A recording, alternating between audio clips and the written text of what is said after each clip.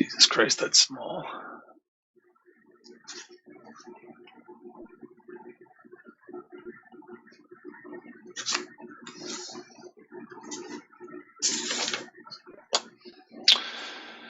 Welcome to episode 213 of the Linux Lugcast. We are an open podcast / lug that meets at 9 p.m. Eastern every first and third Friday of the month using Mumble. We encourage anyone who listens to us to join us and participate on the podcast. All you have to do is install Mumble and then go to linuxlugcast.com for the server details. If you are unable to join us live during the show, you can send us an email at feedback@linuxlugcast.com. We also have a subreddit where we post things that we like to talk about. We have a MeWe community, which nobody really checks. We have a Matrix room where we talk a lot about stuff and post mostly about movies that we were watching. We have a YouTube channel where Danny has been posting a video version of this, and then there's also a PeerTube channel where the video also goes. I am your host this evening, Honkey Magoo. With this is Joe. Hello. Lovecraft. Good evening. Minnix. Time to start. Okay. Hopefully that shows up on the video. He's a special boy. Hello, everybody. I'm doing that to sync the video with the audio. I'm not a weirdo. No. Yeah. You are indeed weird. I am, but that's not what I'm doing. We're buying it. And at Miner.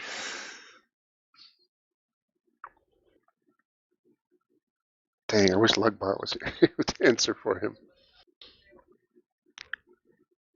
He was talking earlier. And at Miner. Hello, folks.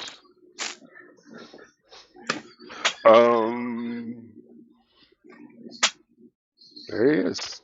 Was that a good impression? Not bad. Oh, and All in right. the chat. Oh, in the chat we have Cherry Tony. Glad to have him here. Yeah, we haven't seen him in a while. Or heard from him. Yeah, hopefully he's doing good. Doing all right. Yeah. Oh, damn, what did I do? All right, so we are going to start off with the movie. And this time around, we watched Dark Web Cicada 3301. That's why Netminer's not here, because he doesn't like this part of the show. Yep. Or he's installing MX on a laptop.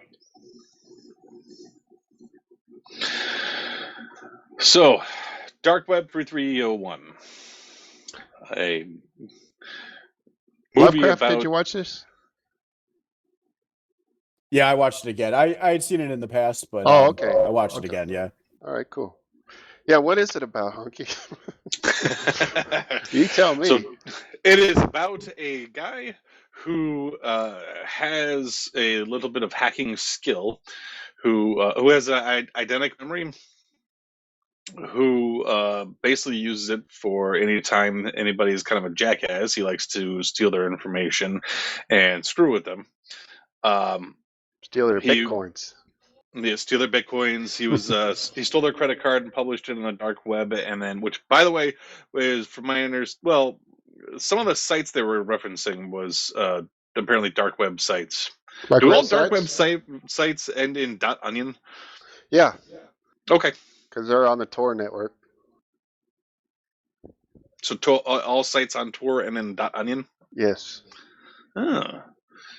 I've never been on the dark web. Have you? Oh, yeah. Yeah, I used to buy stuff on Silk Road when that was a thing. Drugs. Yes. Meth. Hookers. Not anything crazy, just fun stuff like mushroom or acid or something. Not crack. Meth.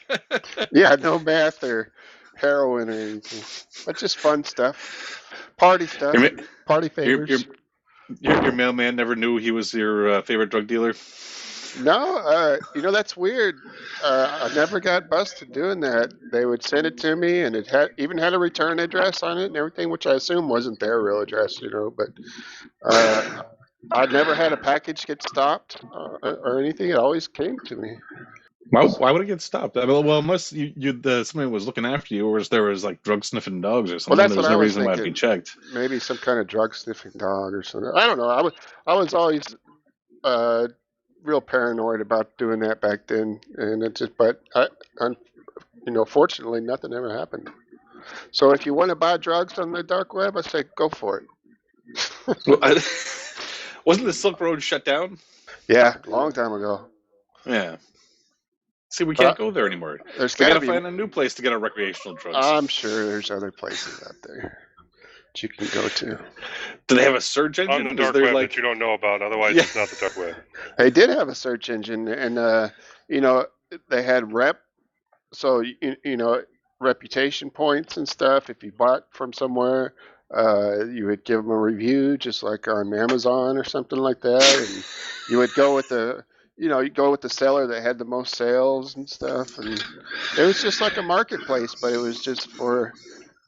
Actually, it wasn't even all illegal stuff. I don't think you could buy like lock picking sets and just kind of like gray area stuff on there too that maybe wasn't legal in some countries or stuff like that. But I remember they had these switchblades and gravity knives and stuff that in some states aren't legal that you could buy on there, and just a little bit of everything, all the fun stuff. What's a gravity knife? Gravity knife, it just kind of you kind of let part of the handle open and it just kind of the blade comes out by itself. It's not like assisted, like spring assisted, but it's just like gravity pulls the blade out and then you pop the handle back. But for some reason they're like illegal in some states. They used to be in Texas, but now you can carry damn Excalibur on your back if you want to in Texas. I was gonna say that sword that I showed you. Getting rid of the concealed carry laws. Oh, really? Florida Making it so you can't concealed carry. So really? You cannot. In Florida? Why would they do that? Which is weird. That is weird. If I was ever to carry a gun, I would definitely conceal it. I would never just be a fucking cowboy with a 6-shooter on my hip like a goddamn idiot. But I see people like that at Walmart and stuff. I'm just what are you doing? You need a permit to conceal carry in Florida, but I don't think you need a conceal carry permit in Texas anymore, do you? No, you don't. So if I just wanted to walk around with like a 12-gauge shotgun. Yeah, I saw somebody like that at Target with the AR-15 on their back while they were shopping for freaking diapers. It's like, what the hell, man? It's crazy. They were trying to, set people off and get the cops to show up. They probably had their camera set to record. Probably. I don't know, but it just looks ridiculous. Can you walk around like Ash with a shotgun on your back and like a bandolier?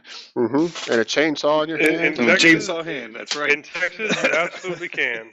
Yeah. Well, they might have a problem with the chainsaw hand. Why? You can't walk around with a chainsaw? They don't like handicapped people in Texas.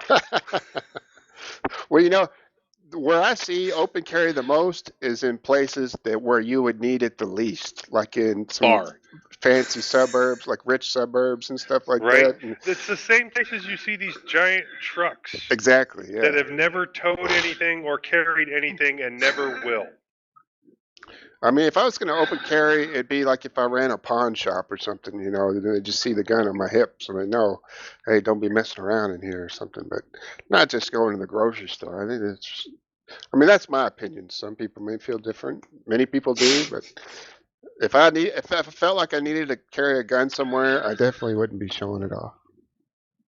You wouldn't be walking in like Pizza Hut? Yeah, I wouldn't be just have a pistol and a holster on my side, and it just looks ridiculous. But maybe it's more of a fashion statement for them. Who knows? Maybe.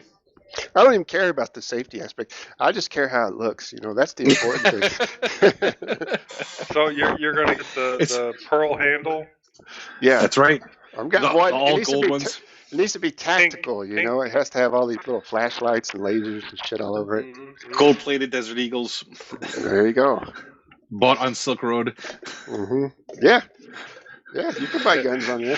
From 50 Stevie 50 caliber Desert Eagle. From And you're going to Stevie try and 4 conceal carry it? From Stevie 442, who also gets a huge thumbs up for the best crystal meth around. 4 stars. Mm-hmm. All right, there was a movie. There So was. a guy with an eidetic memory, and then while in the middle of all this, he sees that this guy who he's scamming on got a message about the this secret. What would you call it? It's a puzzle game. Yeah. To try to seek out the smartest people or whatever, called Cicada 3301. Similar to And so another movie we watched called The Dead Code. What was that? War Games, The Dead Code? Was that where he had to play the game? That's where the two computers played the games against each other. That's something else entirely. That was where he was playing the game. He was playing a game that kind of got him put on a radar list for possible terrorist. Yeah. Yeah. That's what I meant. Well, he was, and, you know, his neighbor's finances and a bunch of other crap, and yeah. Yes. Well, I'm getting you off track there. I'm sorry. Go ahead. So he started trying to solve the puzzle of the Cicada 3301 puzzles to get an invite to be part of the Cicada group, I guess. And so he is... Which he doesn't know what it is, right? He doesn't know really what it is. So he starts following that rabbit hole, and at the same time he meets a girl who is working at the library who is also trying to fall down that same rabbit hole. And he has a friend who is a art major who helps him out with some of the puzzles, because some of the puzzles are art related. And he basically keeps falling down. He gets grabbed by the NSA, I believe it is. And they try to get him to complete everything because they want to figure out who the Cicada group is. And basically he goes to a party that's held by the Cicada group, supposedly finds out that the people hosting the party aren't actually part of the Cicada group. They're just paid actors to pretend like they are. And then the cops show up, grab him, and then the whole movie is him telling the story up until this point. And apparently while he was there, he was able to download a bunch of people's secrets and stuff. So he basically walks out from being arrested by the NSA by saying, either you guys let me go and give me a buttload of money, or I'm going to release all these secrets that I stole from the Cicada group. Which is absolutely ridiculous. The most ridiculous ending they could have ever had. You mean somehow they leave him in a spot where he can have something to pick the locks, and he just picks the lock and then walks out the door? Yeah, and he's 3 or 4 mystery judges in this room, and the NSA is at the other table, and like he's representing himself as his own lawyer. And, oh, come on. What is this? I thought the premise of this movie could have been something fun if it wasn't for the fact that they didn't bother to flesh any of it out. They just kind of threw all this stuff up in the air and went, "Yay!" and then just kind of let it all drop. So what is? I mean, the Cicada group is what? What are they exactly? No idea. And what was the party for? I don't understand. Like, why would they even throw a party and not even be there? And it's all these actors, you know. Well, I think just the guy hosting the party was supposed to be an actor. Those were all other people, supposedly all other people who made it that far in the puzzle quest, whatever you want to call it. They were having like a big orgy at the party and stuff. Yeah. Which I don't know how that fits in with the puzzle either. It's just weird. But yeah, you're right. If they could have had some kind of point to like what the group was about, and why would you even want to join this group, and like the girl he's with turns out to be an NSA agent who's What is Yeah. she defected from the NSA and wants to join the Cicada group? Is that what it is? Yeah, something like that. Yeah. But I mean, how was she? How did they even connect? Like, and know that they were both? Like, did he just randomly meet her at the library, or was she planted there? Yes. Or, Nope. that was totally random. Okay. Yes. And does he have superpowers or something? Yes. From what though? What did he do to gain these powers? Eidetic memory. So he doesn't have superpowers.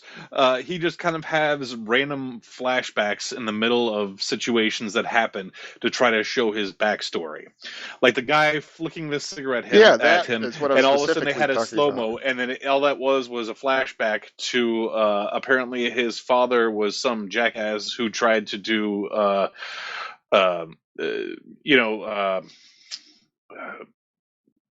what the hell is it? What I'm trying to say. He liked to play pool, and his son was he was really good at pool.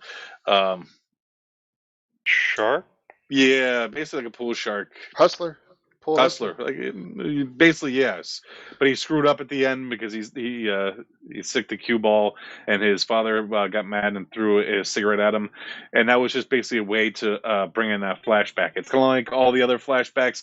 Like he didn't like the Cicada group at one point because half part of what he had to do to fit the puzzle was to shut down the electricity, and when it did, it shut down all the power to everything. And apparently during the time that the power was shut down, his friend, the little girl neighbor, got killed or hurt or something. Okay, I didn't get that. That was his whole. He doesn't want to be part of this anymore, the Cicada group anymore, because their actions their pushing for this type of an action of anarchy would cause that sort of a thing to happen. They want to unseat the elites, and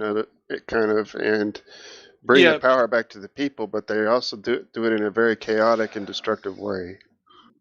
But again, if they actually spend some time fleshing any of this movie out, the actual story part of this movie out, as opposed to just kind of throwing it all up against the wall and going, "Here you go," it could have been an actual interesting movie. I liked the actors in it. I liked all of the acting in it. I liked I basically just liked the acting in it. I thought the acting in it was fun. I liked the way, I liked the him playing with the NSA agents. I thought that was kind of fun. Yeah, there was definitely some funny moments, especially with that one NSA agent that was like a real goofball, and yes, how I like how he was portraying what had happened in the past in like his own way, where like they're all wearing giant baby costumes, or the guy's naked but he looks like a Ken doll because he doesn't have any testicles, and he's like, how would I pee? That doesn't even make any sense.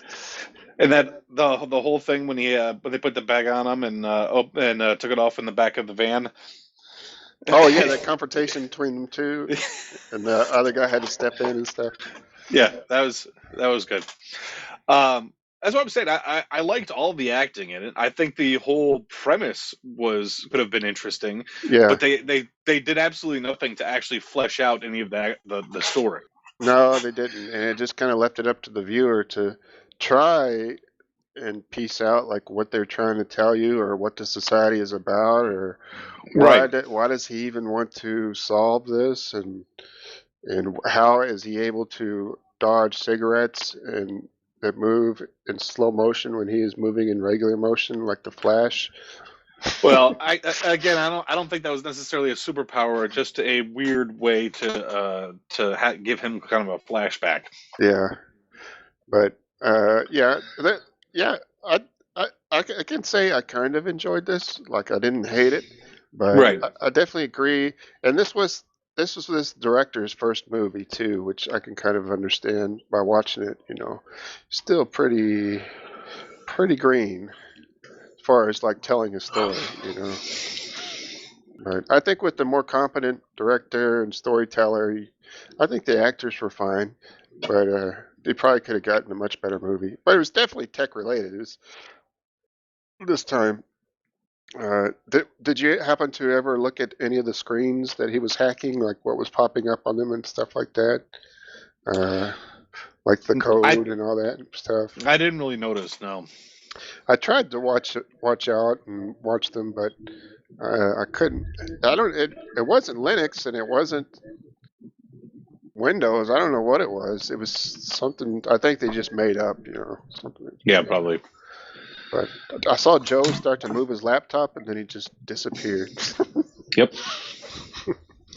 But anyway, what do you think, Lovecraft? It was a little disjointed, but actually this was my second watch, so but I mean overall it was fun. I'd give it a thumbs up. But I do think some of the screens were simulated. I did try and check some of them out, and I was like, I couldn't really make heads or tails of them. So I think it was just something they made to look cool. Yeah, that's what I think. So I was trying to think, man, what is that? He's typing, and it's just like, I mean, I did see the word executable at one point, but it was as a file extension instead of exe. It just said execute. So I don't know. I think it's just movie stuff, like when they zoom in on CSI or something, stuff like that. But yeah, I would say if you're into kind of this whole underground, what would you, not even cyberpunk, like hacking kind of scenarios and culture and stuff like that, you might find this interesting. I wouldn't say that it's really realistic, but there's some entertainment to be had here. I would, if I was going to rate this on my infamous and famous 5-star system, I would probably give it a 2.5 and say it's tolerable. Especially it has some decent production value. For what it is. I mean, it's not like Digital Man, so it actually put some effort into it.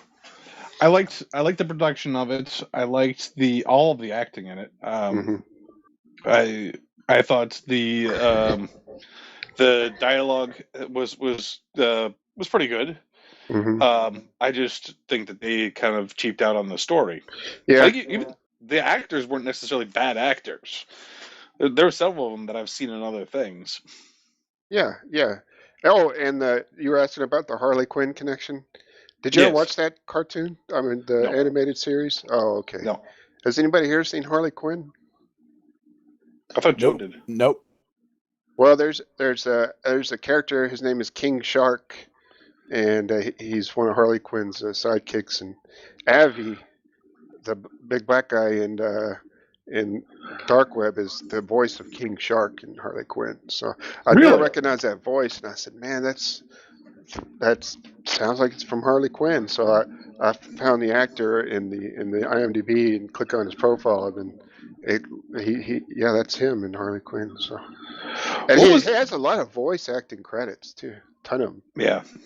What was that movie? What was that show that he was in? It had like one season. It's supposed to take place in the DC universe, but they were working like in an office. Oh shoot! I'm gonna have to look it up. Let me see here. What was the actor's name? Do you remember? Oh, the cleaning up premise that they had. Not the Wrecking Crew, but Collateral. Maybe. Collateral Damage. Ron Funches. Ron Funches. Funches is the guy's name.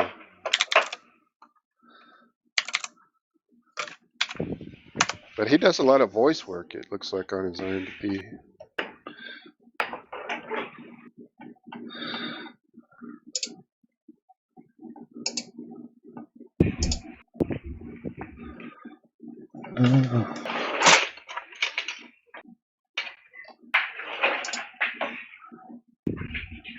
Powerless.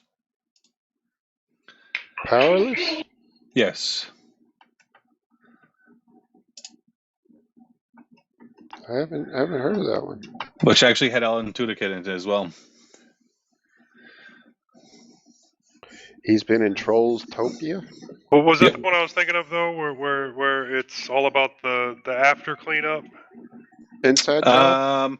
No, it's a what is it? Emily Locke lands her dream job as a director of research and development for Wayne Security in Charm City, home of superheroes, supervillains, and everyday citizens, with collateral damage of their constant super fighting, full of confidence and big ideas. So they don't necessarily do the cleanup afterwards, but they're the ones who they build like. You know what? I kind of forget what some of that whole premise was. I remember it was a pretty funny show with a really weird premise, and I like the fact that it had Alan Tudyk in it, and Ron Funches was funny in it. Yeah, Alan Tudyk's always awesome. Yes. Although I haven't watched season 2 of Resident Alien. He plays Van Wayne. It's Bruce Wayne's like cousin. Cool. Can anybody see Joe? No, I turned off my camera. Oh, okay. Make sure it's nothing jitsy. Yeah, are you watching Harley Quinn, Joe? No, I do plan to eventually watch it, but I plan to eventually watch probably more than I could watch in an entire lifetime. Yeah. Well, he plays the voice of one of the characters. King Shark.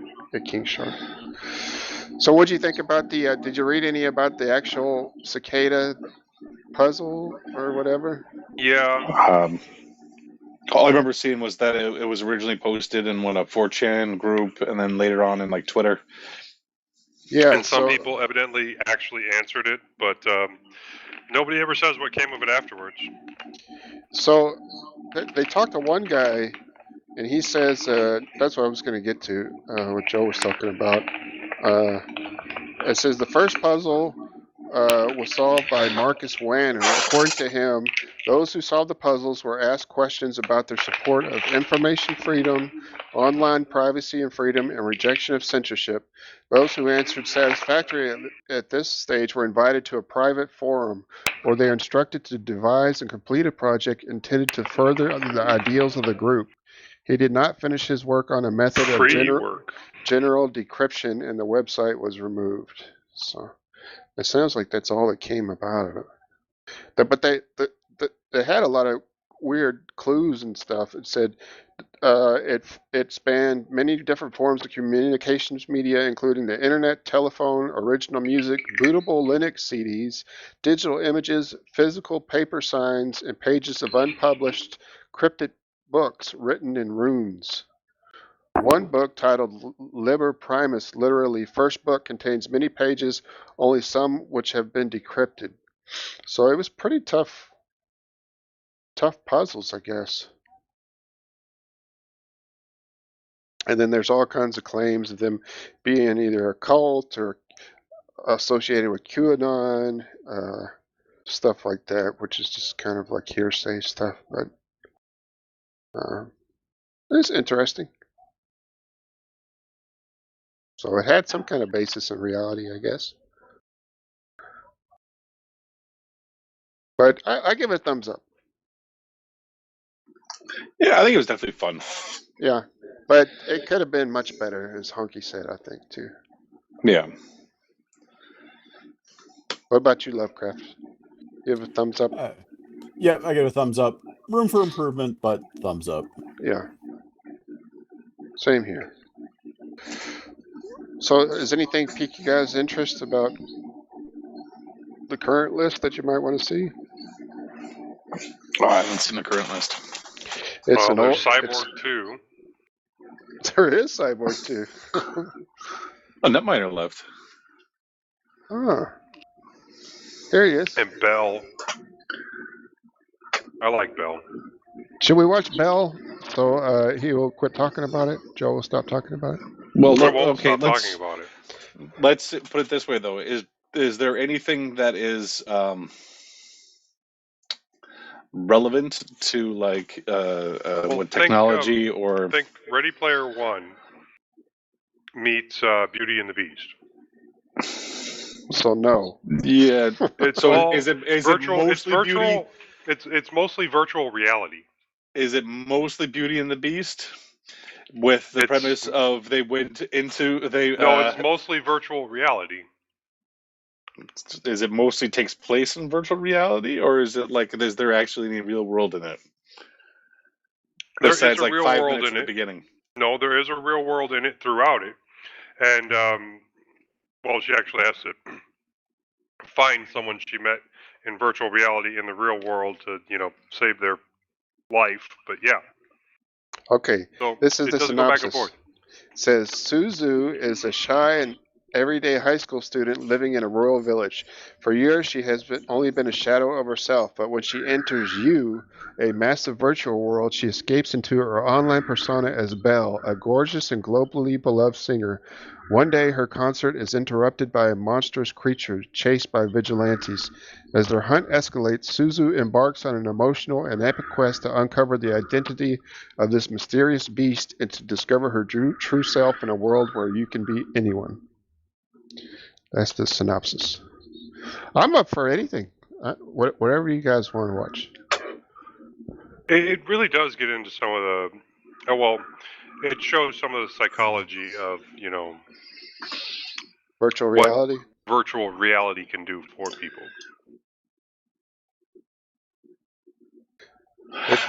It's up to Honkey. It's your call.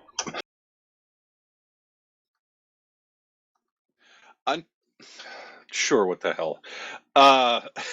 Just think, if we watch it now, he never has to bother us about it again. So we get it out of Oh, the he'll way. I'm just going to find bother something you about else. it again. He'll just know find this. something else to bother us about. It actually looks pretty cool, I think, from what I can see on IMDb. But On a weird side note, has anyone ever tried like any of the virtual reality gaming? I've only done the meta stuff because my friends have what is the Facebook one? Oculus? Yeah. So I did some golf, played miniature golf, I did. and the Beat Saber. When you do that thing. That's the only two I've done. The closest I've come is the Gear headset. That was a Samsung, right? Yeah, and you put your phone in it. And I played some games on there, and that's mostly dead now. Is it? But it was good for the time frame. I mean, a few years back, I enjoyed it. See, I don't understand why that didn't take off, because basically all you had to do was just take something that you already had and put it in something that's just really close to your face. Yeah, wasn't that like Google Cardboard? Wasn't that what that was? Yeah. It was great if you lived by yourself. You see what I'm saying? Yeah. If you live with someone else and you play games and you're also expected to be social at the same time, at least to some extent, then it doesn't work out very well. See, my friends, they have two of them. So, like, we'll play each other in miniature golf, and the Beat Saber, we can play side by side. That's pretty fun. Jackie didn't really like the VR stuff, and it kind of gave her a headache. So some people it does that too. Yeah, for sure. We did play one game that was kind of like made me dizzy, but I was up on a real high. I don't even remember what the game was, but you're kind of flying through a city, and you use the little hand things to steer you and stuff. But man, going down like beside these buildings and then going back up, I had to struggle not to like physically fall over. Man, it was very disorienting. And it was actually kind of scary, yeah. It didn't really look that realistic, but just the feeling it gave me was like vertigo almost. So that's the Facebook one. I think like the Steam one is a lot higher quality, maybe, or I don't know. Can you hear me now? Yeah, we hear you. Yep. What's been going on? You missed your favorite part of the show. Movie talk. Actually, I was hearing it, but for some reason, the mumble monster was not allowing me to speak. Oh, so you could hear, but you couldn't talk, or we couldn't hear you.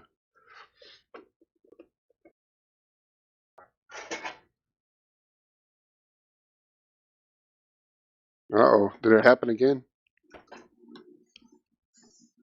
No, I've just been trying to get the web pages back up.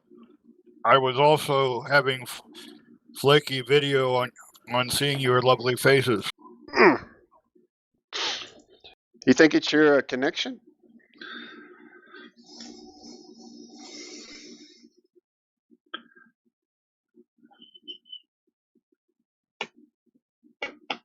Well, sometimes the server just doesn't want to show images to anyone who hasn't got a live camera. I was hoping I could be lazy and do the show notes from my phone, but what is this? Next recording date will be February 17th. Z. I thought I fixed that. The Z is usually, I think somebody's push to talk button. It's not mine. Oh yeah, it's gone. I'll refresh the Okay, page. Yeah. Yeah, I can't. It doesn't bring up the on-screen keyboard when I try to do it on my phone. Yeah, Etherpad is funny like that sometimes. Is there a way to just bring up the on-screen keyboard? No. Is there a shortcut on Android? No. Well, I guess I have to actually sit up. Okay. So we're gonna. Is Belle? Is that decided? Yeah, I think so. All right. Edit weeks. Oh, thank you. Try to get. Do you have the IMDb for it? Yeah. Oh, do you? All right, good. 2021. Right. What about you, Honkey? Have you tried any VR? It wasn't at Dave and Buster's. I haven't tried one of those. Oh, really? Yeah, I've never tried VR before. See, I was wondering, like, VR just seems weird to me. Like something that I don't know, that I'm not sure if it's ever gonna really take off. And do you really need like a good amount of space around you when you're using these things, or is it basically just slapping a monitor on your face and then giving yourself like a controller? Like, what kind of movie or what kind of game depends. would you like to see in VR? Do you think? Do you think that would interest you? Again, it just kind of seems like slapping a monitor on my face. In a lot of cases, it is slapping a monitor on your face, essentially, and getting a 360 view as well. But they do also have those running pads that you see and you think are fake. They actually do make those where you're running in place and you can run in any direction. See, that's what I want. I want something that where I'm actually physically involved in the game besides just waving my hands around. I like that. What is that on the? What's the Nintendo? The Switch. They have this game that you put you strap one of the controllers on your leg and then one on your arm, and then you move around in this game. It's kind of like your Sonic the Hedgehogs, All right. That one's fun. I understand with your Oculus, you can set up an entire room with sensors to monitor you moving. Oh, really? Yeah, or something like that. It was on one of the Linus Tech Tips videos where he was setting up his living room. He had to put sensors all around the room for his VR to track his movements. See, I'd like a fighting game, like a kung fu game or something, and like you could do like fireballs and all that stuff.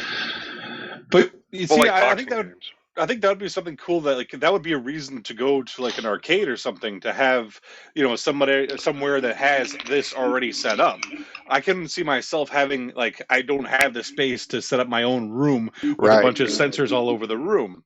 Maybe like I said, maybe going to an arcade to do all this stuff would be interesting. Yeah, I would like to have like a dedicated room for something like that. Would definitely be cool. I think that would be cool. I'm mostly That'd be a reason to go back to the arcade. But I think that's what I would like to play is like a fighting game, where you could actually, or maybe it teaches you boxing or something. That would be cool. I would love to do a first-person shooter like that. Oh, that would be cool too. Several first-person shooters, from what I understand. And I like that what Joe was talking about, where it's like a treadmill almost, but it goes in every direction, so you're actually omnidirectional. Yeah, that would be cool. Isn't the arcade? They ain't cheap.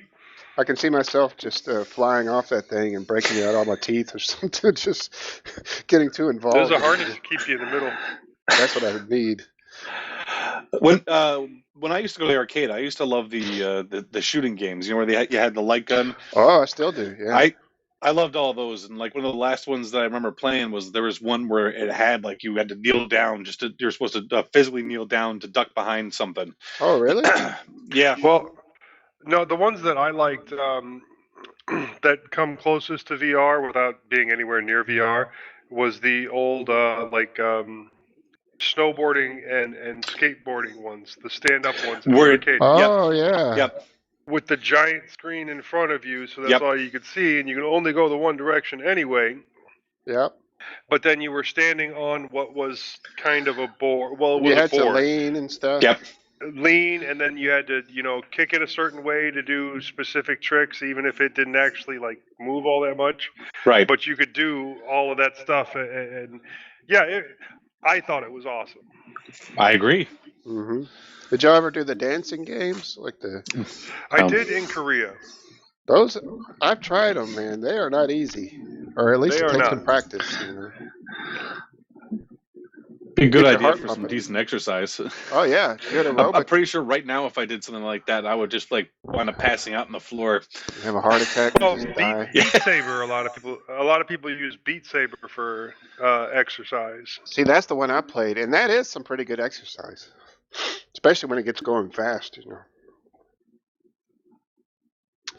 Yeah, VR. I don't know. Or you know what else would be cool that I never tried is, or what I would want to try is to have those 360-degree videos on YouTube. I never, Oh, right. I never watched those with a pair of VR glasses. I don't know what it's like to really. I've Check seen that out. some. Are they It's- repressive or what? Yeah. Usually, it's a 360-degree view, but bad things happen if you look down or up. Oh, okay. I see.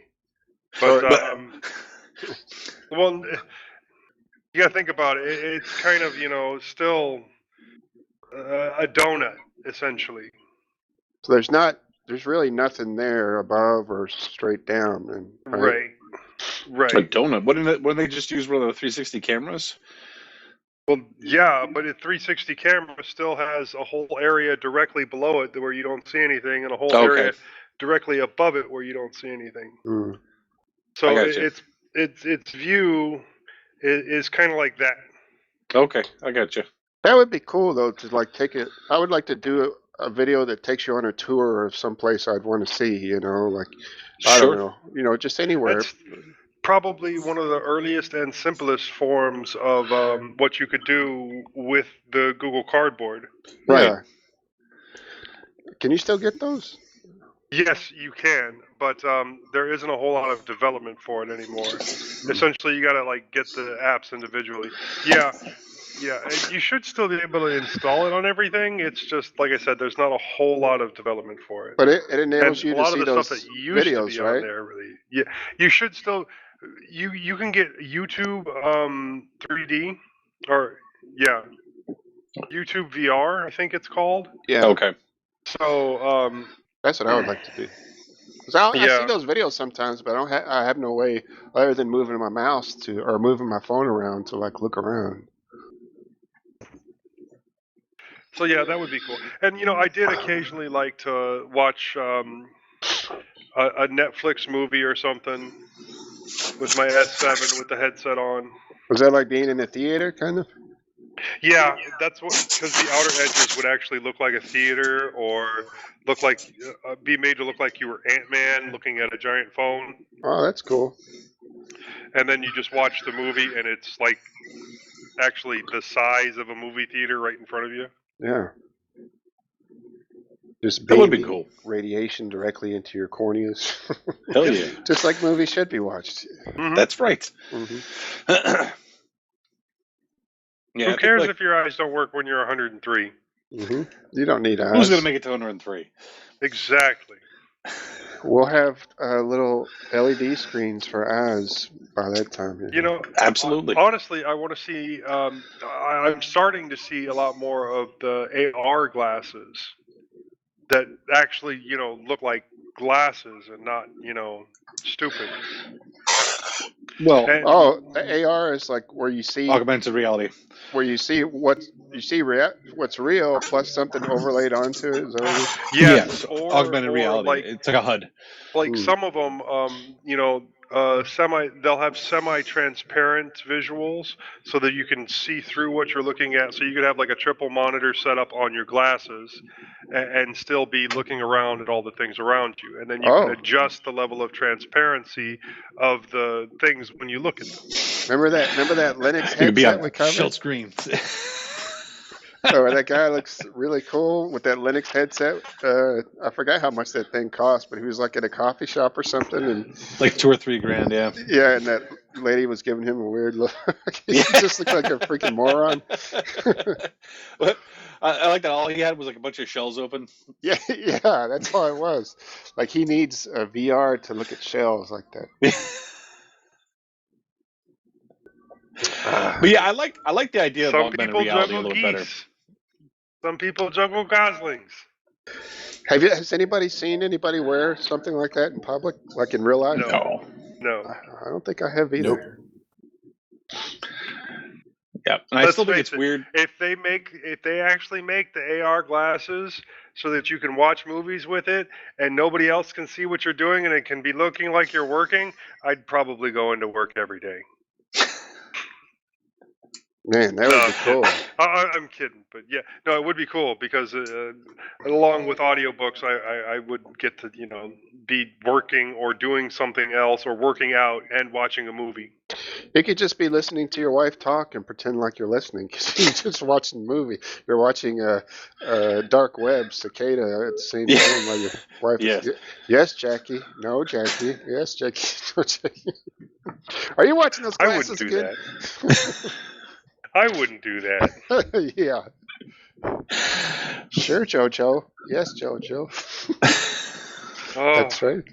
Everybody else is watching completely stupid on the TV, and I'm watching whatever the hell I want. There you go. That would be cool, though. Like, so I would want it to where I could work, but if you're going to have something that compact, like in a glasses form factor, I don't think I would want like a full-size keyboard because that kind of defeats the purpose, because then why not just have a laptop? So how would you type on there, or would it be voice dictation or something? The one that I was looking at, because I don't want to be talking to nobody either, Yeah, the one I was looking at was actually USB-C powered. Mm-hmm. So like you got the video from USB-C. So if you have a phone with output, then you would use your phone's mirror or the like DeX ability, but you make sure that whatever you're looking at is also on your phone screen, and then you would use your phone screen to navigate. I got you. Well, I would think that if you're going to set it up on like glasses and stuff, more than likely you're not going to have something that's you're going to pull up like terminal windows or movies. It would be more like used as a HUD. I think like, it's kind of like the original idea of like Google Glass was more on the lines of you were wandering around, and if you had a text message, you would bring the text message up in like the corner of your eye. It would have like they tried to also convince you that there was face rec on it, and you could remember everybody's name by it popping up next to them. Now, how do you reply to the text though? You wouldn't be able to unless they did something. It's like voice to text, or you'd have to physically pull that out of your pocket. Whatever. It's like having your a smart watch, but it's physically on your eyes. Yeah. And again, it's that, but it's augmented reality. Like you would be able to walk past a restaurant or a store and be able to look at it, and you could pull up reviews on it or something. Or look, my watch vibrating when one of these group chats goes nuts is crazy enough, but it just constantly popping up in front of my face while 15 people are going off. You would love it. Yeah, and the biggest it's weird because the biggest thing that people had a hard time with was the fact that Google Glass had a camera in it. Oh yeah, because they were afraid you would be recording people that didn't want to be recorded or something. People do this all day long. I mean, well, yeah, there's cameras everywhere nowadays, CCTV and all that stuff. Well, we're not as bad as London, but yeah. All of the videos that you put up on your little channel there. Mm-hmm. I was watching some of those today. Oh, there's a Planet Fitness that's going to be opening up the street from me. Oh, that's So, $10 a month. Yeah, it's probably going to be $25 a month. Why? Because I had mentioned maybe potentially getting a gym membership, and then suddenly I had a gym buddy, and it's like, oh, we need to do this, and this, and we need to be able to get the massages, and so I have a gym buddy now, but the gym's not open yet, and it's for his mental health, and I'm doing it for a friend, and it's going to cost me $25 a month. But it does get me out in interacting with adults. So I'll take What's that like? I don't know yet. I'll All let you right. know once that place opens. Oh, please. Worth 20. It used to be $20 a month. Tomorrow is the Raspberry Pi meetup. This Tomorrow is morning. true. And I did and find last out that time the you other said you were lug gonna is still not meeting go. in person. Last time you said you were going to go. Yeah. Send me the information on where I need to go and what time I need to be there. Okay. Because I was disappointed to find out that the other lug is still only virtual. Oh, the North Texas? Yeah. But that's not surprising considering like most of their membership is 65 and over. Yeah, well, you're not wrong.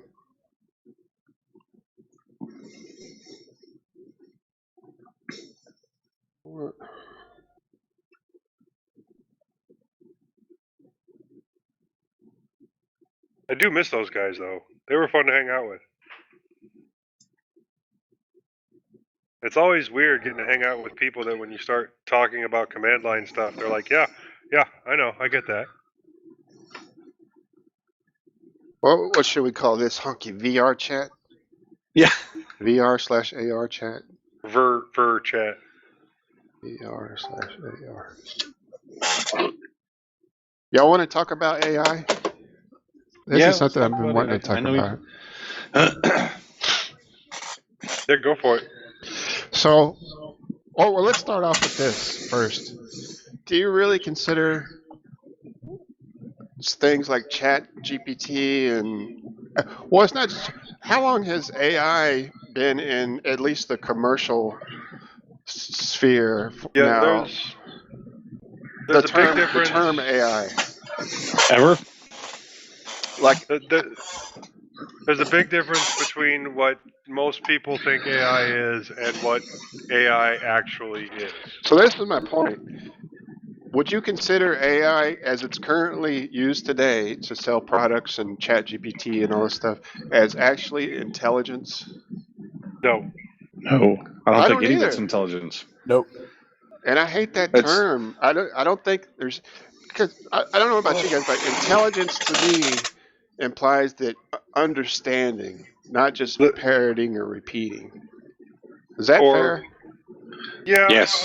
I can see where you're going with that, but it still can be considered artificial intelligence, even if it is following a set of if-else statements. But is that actually intelligence, is what I'm saying? Well, No. It still knows what to do given a specific situation. It knows what it's going to do given a specific situation. So it is a type of intelligence, but it's I don't not think sentience. it is. It's not sentience. It's. But I wouldn't call that intelligence. What would you call your garage door opener intelligence because it knows what to do whenever you point your remote at it, so it opens the door? Well, no, I would consider it to have some form of intelligence because it knows when it's going down.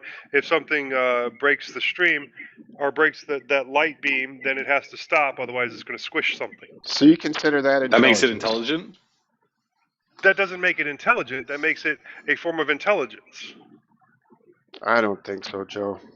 It knows what to do given a specific situation. It doesn't remember, know, I that's work the with thing. scripting. It doesn't know anything. I anything. literally work in scripting, and But that is artificial intelligence. You say it knows what to do. It doesn't know anything. Okay, you're right. It doesn't know anything. That's why it's artificial. No, that's not what artificial implies. Artificial means No, organic well, what you're in this talking context. about is the difference between artificial intelligence and generated intelligence. No, what I'm talking about is between intelligence and I don't know, autocorrect on steroids or something is what I If would this, call then that. yeah. That's not intelligence. Intelligence would be able to come up with something else on its own that isn't already scripted into it. See, Intelligence would be able to tell the fact that it's scripted and then come up with something else. If this, then that is just basically. So if what this, you're then that. saying, is if you got if this then that complicated enough, then it No. would be an artificial intelligence. No, It would What have he's- to. it Go ahead. has to.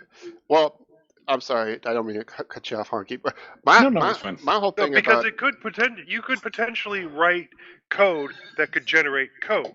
well, yeah, but that's not my point. My point is intelligence to me implies understanding, and what we call AI today has no concept of the word understanding. It doesn't understand. Okay, let me put it this way. Okay, so we both think that artificial intelligence is a misnomer, but we both think Right. it in opposite directions. Because artificial intelligence is just a series of things that when something happens, there's a response. Well, that's how we. artificial intelligence. No, but well, okay. This is what you're right in a way. This is what they call artificial intelligence. But what I'm saying is it shouldn't be called intelligence at all. It can be Okay. called artificial. There is a different. Okay, I'm going to be making up terms here because there should Okay. be a better term. So what you're talking about would be artificial sentience. Or understanding. Artificial, I don't know. I don't know what I would call it. But okay, so let me give you this example. There's a guy named John Searle who's a philosopher, and he has this analogy. It's called the Chinese room. And what he Yeah. does is he says, I've read that. yeah, so let me explain to the listener then. The Chinese room is meant to be a comparison to see if artificial intelligence is really intelligent. So there's a person in a room that has all of these books that are full of Chinese characters and, every Chinese sentence you could think of, every Chinese reply you can think of, but they do not actually know Chinese. So somebody will have a question in Chinese that they slip under the door, and he looks in these books for this exact phrase that was written in Chinese, and in one of his books will be a reply that should be given if somebody asks this question. And then he takes that reply and writes it down on a piece of paper and slips it under the door, not understanding at all the answer he has given, but he's still given an answer. That is what we call artificial intelligence today, I think. It implies no understanding whatsoever, but I don't think that's intelligence. To me, it's not. Like the Google engineer who thought that Lambda was sentient, which I think is total BS. And I honestly don't think we'll ever get there. I mean, that's my honest opinion. I think there's something that we don't understand that can never be solved by no matter how big a language or data set is. I think there's a different way to approach it that we just we don't see yet. It can't be brute force to get there. By brute force, I mean just make it bigger and bigger and bigger. Yeah, I definitely agree with that, and I think at the same time, I mean, you have to. I think you can still make a if this then that thing that can cause some trouble, because if you give an if this then that a set of commands and give it the ability to do bad things, then you might be able to get something bad. But at the same time, I don't think you're right. I don't think there's actually going to be something that can be considered an artificial intelligence. I haven't really looked into any of this. What is Chat GPT?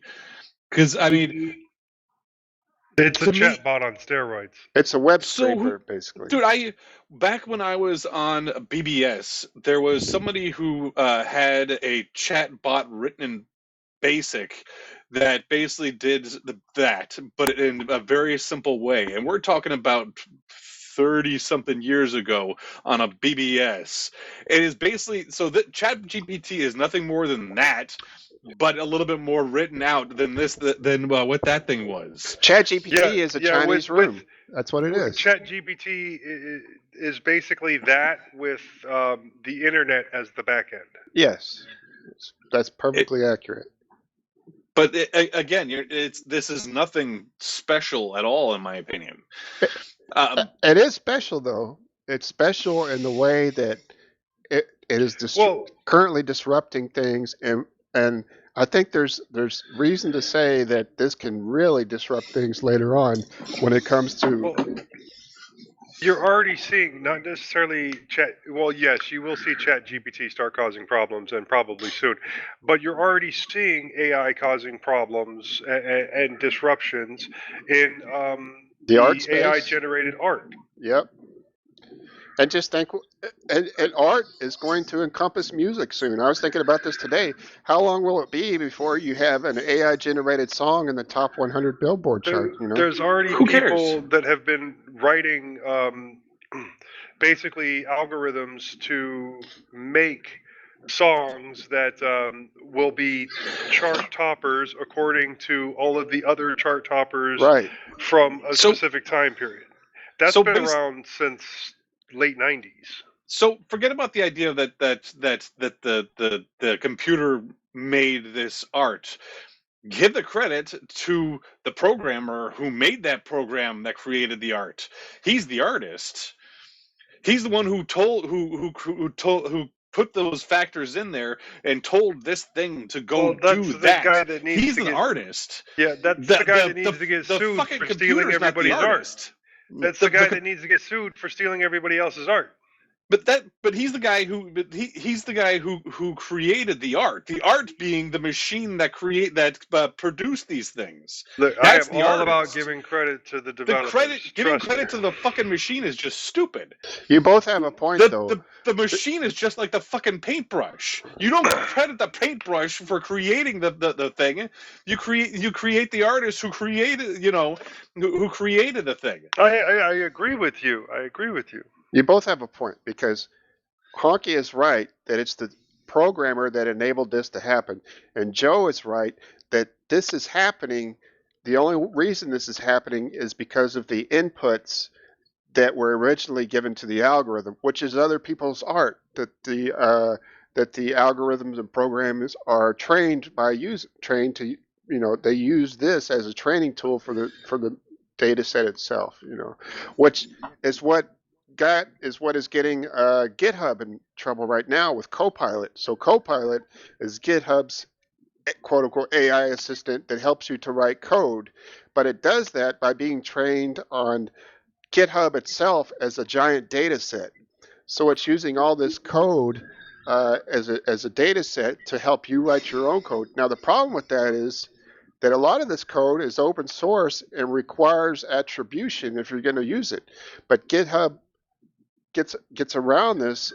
Copilot gets around this by saying, well, this is actually original code that we're writing, but you're using stolen code as a data set to generate this code, even if you're not using the code itself as in copy and pasting it, So I don't know. This is going to be this is going to really mess things up, I think, in a lot of different ways. CNET just came out and said that they're already publishing AI generated articles that they've been doing it for a while, and they just now admitting it, and a lot of writers are up in arms about this too. They're saying that they're going to be out of a job, and I don't know. You don't have to pay the AI. Yeah, exactly. And I don't know I don't know how to answer those questions. But if you automate enough of the workspace out there, even my job, everybody's job but Honkey's, and then eventually we could have a society more like we think society should be, where we get to actually think about things instead of breaking our asses until we die. Now, it should be like that, but do you believe that it ever will be like that? No, I don't. I think there is entirely too much greed out there. Now, Exactly. we could have a better world. If we do get the synthetic androids that do the work for us, and then each person, maintains their droid in order to be able to. That's their work, and it goes out, does whatever work for them that day needs to be done, and then it comes back, and then you maintain it. I think that would be great, but are we ever going to get there? It seems extremely unlikely. Well, it's because these technologies. I'm sorry, Honkey. Just real quick, these technologies are created almost always by these companies for monetary gain. And if we're not making money, then we're not spending money. Right, and if they control the AIs that are going to take all these jobs, then you're condensing this power into the hands of a few, and then the rest are just left out in the cold. So I want to go back to the whole CNET has an AI that's writing articles. Right. So my guess is that that an AI doesn't have the creative talents to go out and search for something new that's going on. What it basically does is take articles from other places and then republish it out. Yeah. Basically kind of what we do here every day, trying to say that, taking all these other people's articles and then we take it and then put our own little spin on it. That's all it is. Mm-hmm. If that's all that other people are doing and pissing and moaning that they're not getting paid to do that, fuck them. Tell them to go out and actually do some real goddamn work. All right. If you're going to publish things on a thing and you're sad that somebody scooped you on something that somebody else published on another article somewhere else, I don't care. If you want to actually come up with stuff, figure it out yourself. Go find an original article, and then you can be mad if somebody else finds that original article first. I agree. People should be writing original articles, but they need to get the information from somewhere. And yeah, so you have a point. Figure it out. Point. But be an actual fucking journalist, not somebody copying some other shit. Here's an aspect I didn't think of that you kind of brought up here, or kind of brought me to. So you have these AIs that are generating articles that are based on articles written by other people, and it costs a lot less for CNET to put those articles out. Now let's say that every outlet wants to get on this gravy train where it costs nothing, and then they're not paying anybody to write articles anymore. You couldn't do nobody's writing articles It'd be an anymore. infinite loop of the exact same bullshit going around in circles because nobody's actually writing stuff. Again, so nothing new is coming out because you're not paying writers to write anymore, and they got to go shovel horse crap out of the barns for walking around money. Now, Honkey, what about this? Say, okay, right now we're just talking about technical articles, but what if, say a year or two from now, the national bestseller was written by an AI, and it's a fictional book, and it did this by, taking all the data of all the books that were written before, rearranging it, and then the guy that wrote that program should frickin' sit on it and make a mint. Booyah! But what about the writers? What about the fictional authors that are now getting beat out by AI? There's no such thing. Everybody else is copywriting everybody else's work anyways. Half of the sci-fi stuff is all just taking from other people and then mashing them all together. That's what everybody else is doing anyways. Well, what do you care if a fucking computer does it? That is a good point. I didn't think about that. That's true. There really is never an original idea anymore. No matter how original you think it is, it's probably been done before. Wow, exactly. You're just so vehement about this, Honkey. Yes, he is, which I like to see. I got him worked up. Are you writing your own AI, Honkey, to make your millions? Yes, I am. Awesome. Well, I would love to see a scenario like Joe described, which is basically the premise of Star Trek. Once the replicators came into existence, is that now people have time to pursue their own interests instead of just trying to survive day to day by, just barely scraping by, working their fingers to the bone, and then just, working till they're 90 just because they got to keep their insurance or some shit like that. But that's unfortunately real advancement. Unfortunately, I just don't think that's realistic. I don't think it's going to turn out. It should turn out that way, but I think you have to remember. the reason why they kind of everyone keeps us at that level is so we can't think ahead. Mm-hmm.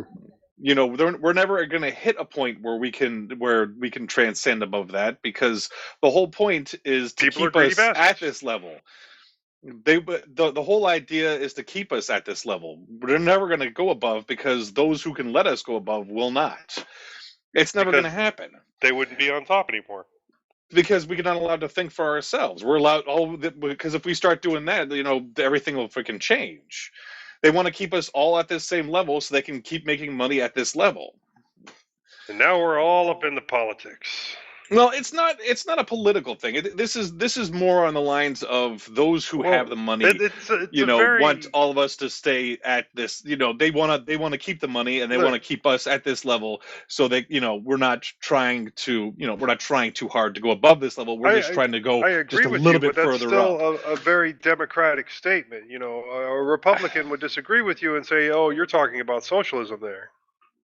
No, I don't think that's what Honkey's Not necessarily. Honkey's just saying that there's an elite group, whether it's corporations or businesses Them rich or whatever, folk keeping us or down. people.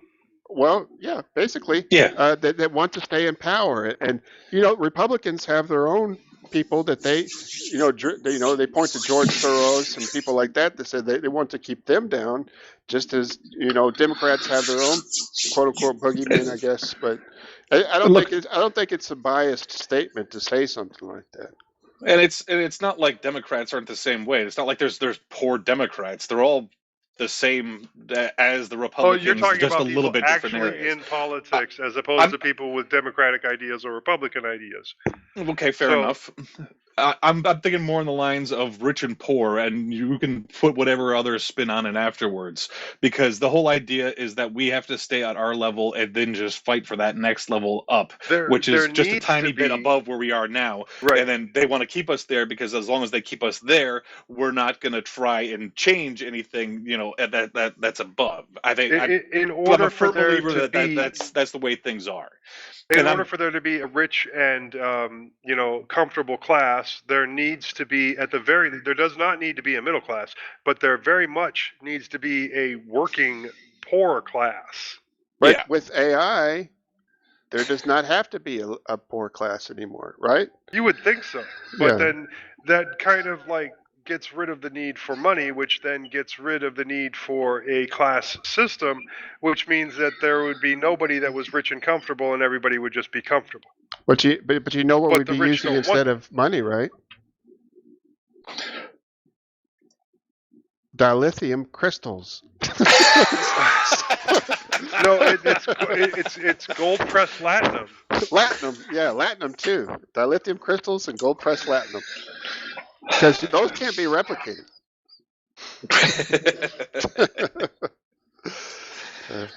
Okay, now is there a niche that you think that cannot be filled by, say, a future AI?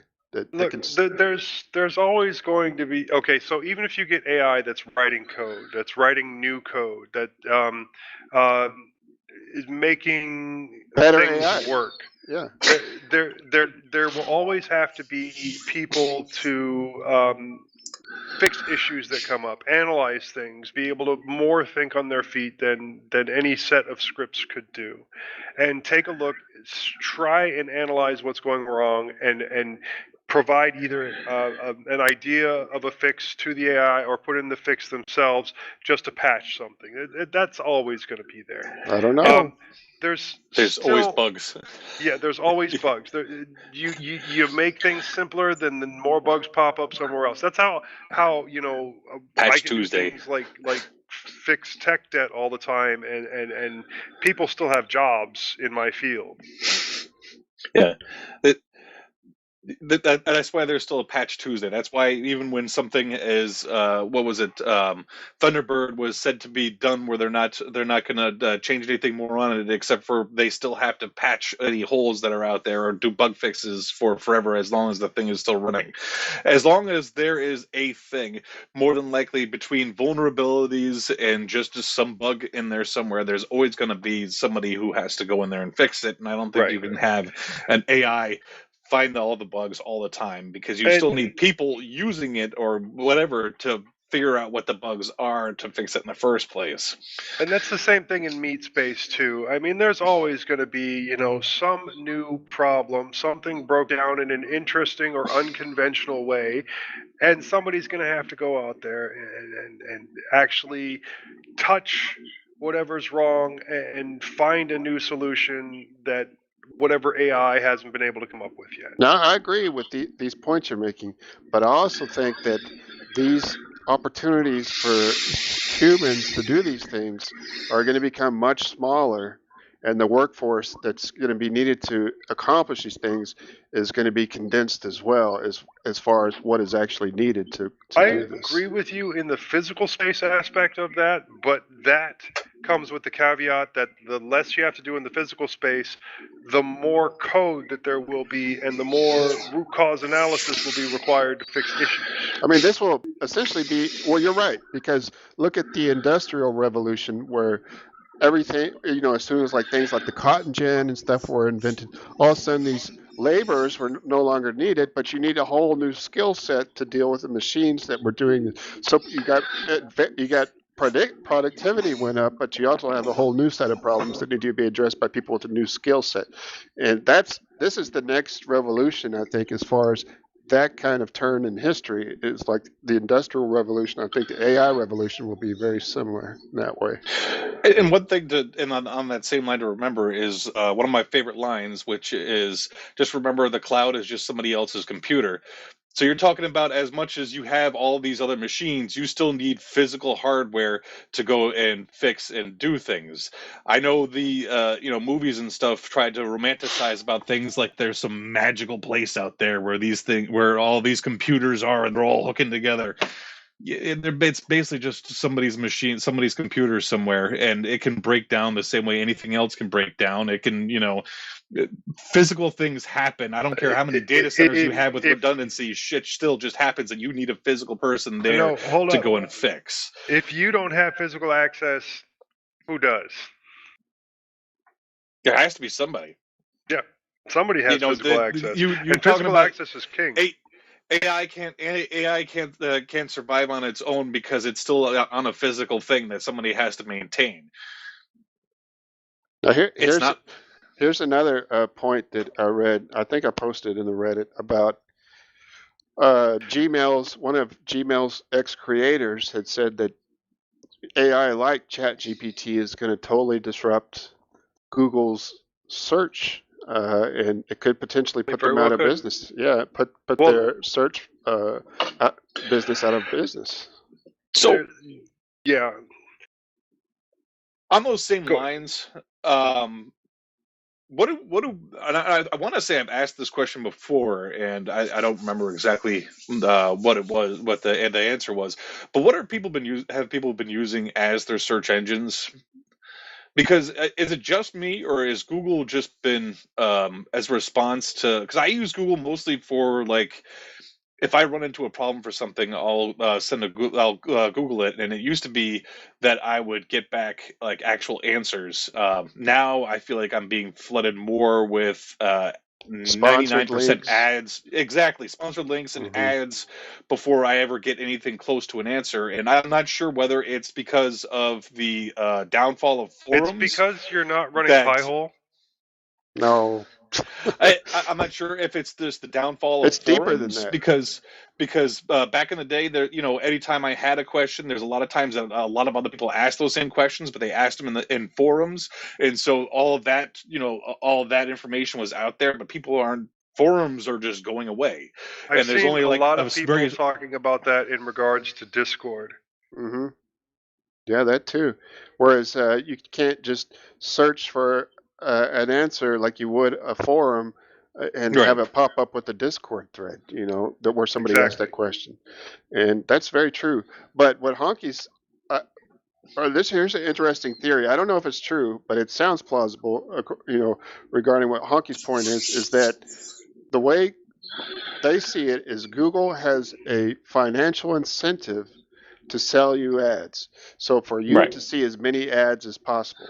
So what is keeping them from pushing websites towards the top that host Google Ads, Google AdSense, so that you are more likely to click on pages that are using the most Google AdSense ads. I can tell you, What? the European Union suing the hell out of Google every time that they have done that, because Google has been doing that. They've been putting their own stuff there. They've been basically holding down new creators because their information will never come up until like the third page of a Google search and things like that. But the EU has sued them because they specifically were only putting like their own stuff at the top. No, well, see, I'm not talking about Google products. I'm just talking about the random web page. The searches, yes. The People that were paying Google to be farther up in the top.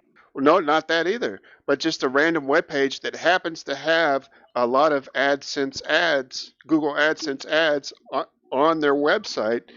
So it won't be actually affiliated with Google, but they pay. Google. They are paid by Google to place these ads so that they get clicks and whatnot, ad revenue. And Google wants to make sure that you're seeing Google AdSense ads. You're not seeing Bing ads. You're not seeing Yahoo ads. So the pages that have mostly Google AdSense account ads on their pages will be higher up in the search than somebody that uses, say, Bing for their ad revenue or something. Now, is that a plausible theory? Yeah, I get what you're saying there. Yeah.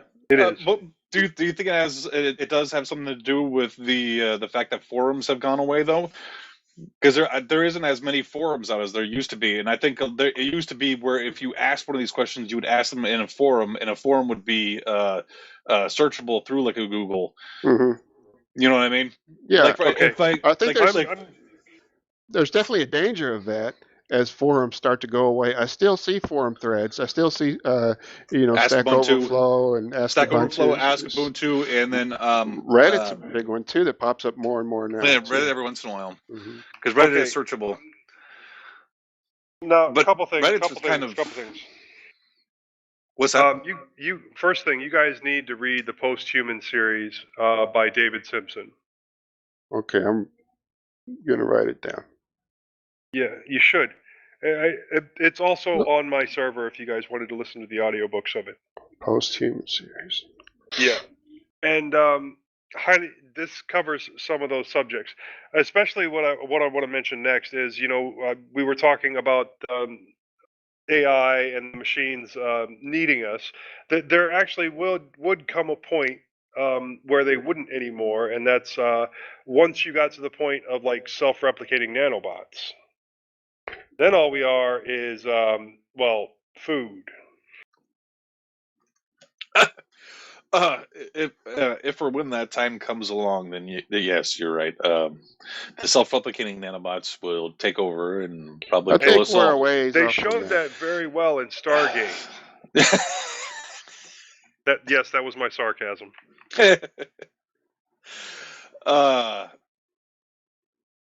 Yeah.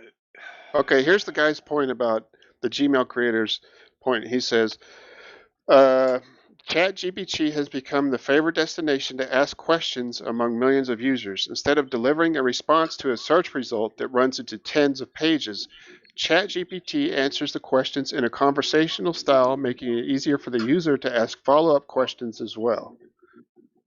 Now, is this how you want to have information delivered to you, or would you rather see links like in the traditional way of Google search? Well, I like finding more than one point of view, and ChatGPT. And that's the way I feel as well, is that I feel that relying on a single source of information is really going to narrow your options when it comes to things like that, Now, if Google, you're saying Google is being all butthurt about this? No, well, one of the Gmail engineers that doesn't work for Google anymore had made this proclamation that ChatGPT will put Google search out of business in 2 years. So why doesn't Google search just utilize ChatGPT, especially in ways like saying, "Okay, Google," to either their Google Home stuff or to your phone? Because, according to the conspiracy theory, that does not deliver you to websites that are carrying Google AdSense ads on them. So just adjust the ChatGPT so it does. Maybe that's an option. I don't know. I mean, ChatGPT is just an application that you can probably go in and you should be able to just go in, rewrite so it goes to the same way. If we're saying that Google searches that way, use Google on the back end and then have it to redirect it to the sites that you wish to go to. That does not seem like a very difficult thing to do, but then again, I am not a coder. Now, the point was raised about you want to see multiple viewpoints when you search for something, whatever it is. And I think that's a good one. And I don't really see how an AI could ever solve that problem compared to a traditional search like you would want, because how do you know that the AI is not just giving you the same answer regurgitated in different forms based on its data set? How do you know there's not an inherent bias included in the response? Well, that's what I'm getting out of Google right now for the most part. Yeah. And again, like I was saying in the pre-show, is I'm working on trying to get just a simple thing of like the Funkwhale CLI to do what I want it to do. And there's a couple of other things, and anytime I do any searches for anything, it just kind of gives me the exact same things over and over again. But no, okay, not just that. A better one. So I told you last time that my work had found some old iPads that were in a closet somewhere, and they gave me one of them. They also gave one my assistant one as well. Now I asked him whether he was able to do anything with it. He said he couldn't get anything to work with it, and I offered to try the exact same thing. So when I did, I was able to do the factory reset on it, but at the same time there was something called MDM, which is mobile device management, stuck on the beginning of it that required a login that I couldn't get past.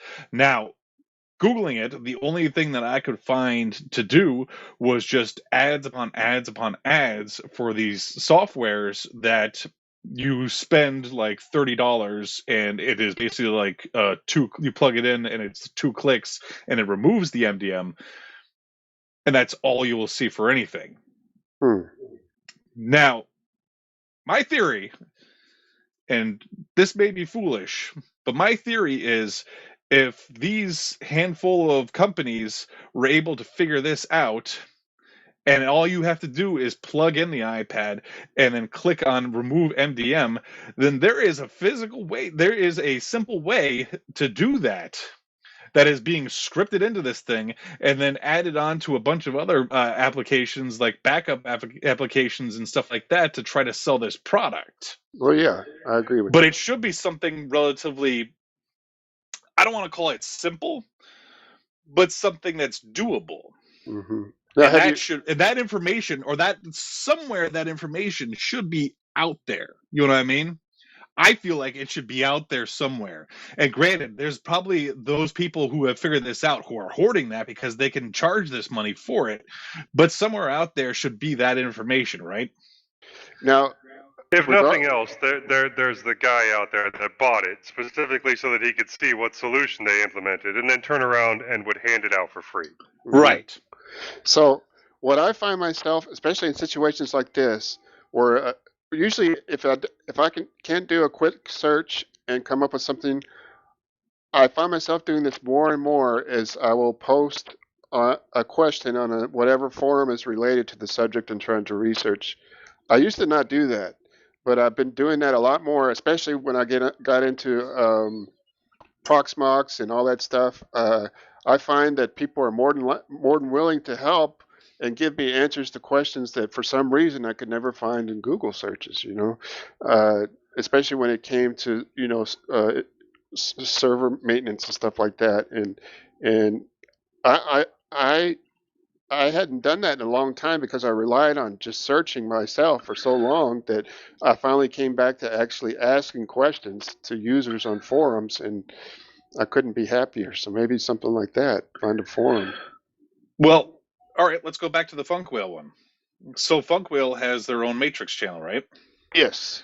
So I posted in the Matrix channel. Does anyone know of a Funkwhale CLI command to download all music files from a library to a local directory? And I got back LIRC, Moby might be able to do it. Moby is a mobile application, isn't it? Moby. Moby. I thought that's ebook format. You know what? I don't know, but that's what I got. What is LIRC, by the way? I don't know. But while we're talking about it, before we forget, let me look at my Funkwhale settings. Interactive relay chat. Oh, I don't know. LRIC? LIRC. Huh. Unless it's a... Unless it's somebody asking somebody else another question, I just got ignored. Well, I mean, Funkwhale may have an IRC bridge channel too. Oh, Libera chat. That's what it is. That's where everybody migrated to from what is the IRC? IRC. Yeah, but no, what is the God, why am I blanking on it? Yeah. Is it Freenet? Yeah, Freenode. Freenode. Okay. Yes. Yeah, so now everybody's gone to Libera chat. So that's what they're talking That's about. LIRC. Yeah.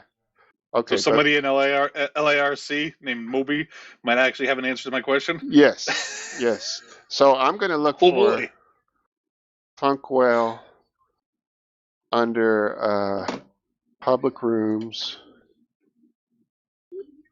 Not on my server, but on Libera. If you search Matrix under Libera chat for Funkwhale, you may find it. I'm looking for it now.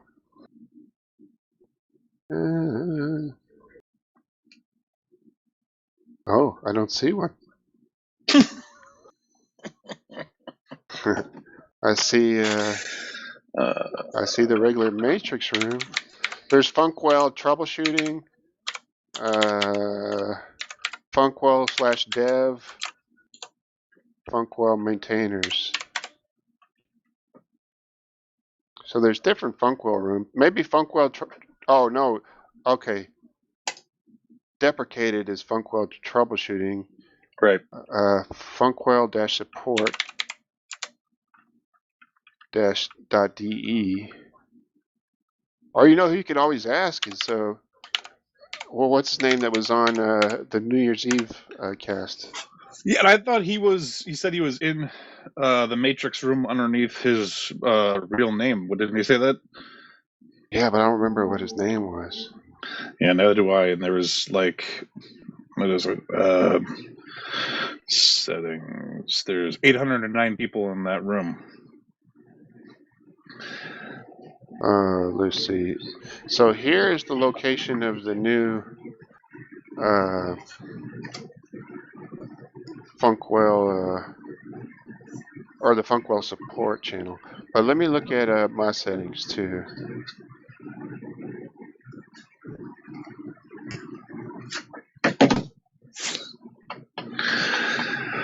Settings. So I think it's some kind of sharing deal. Security maybe. No.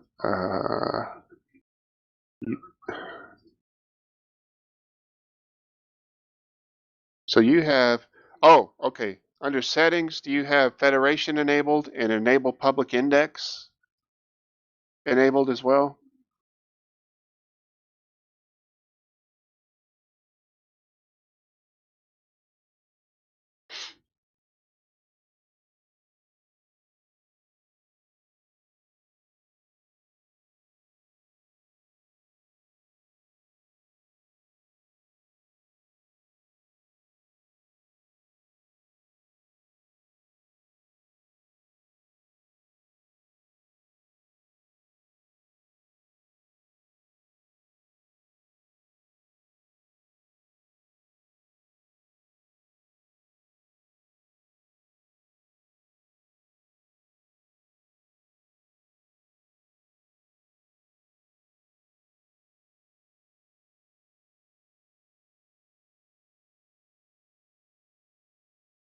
Did everybody go quiet all of a sudden? Yes. Honkey's looking at his settings.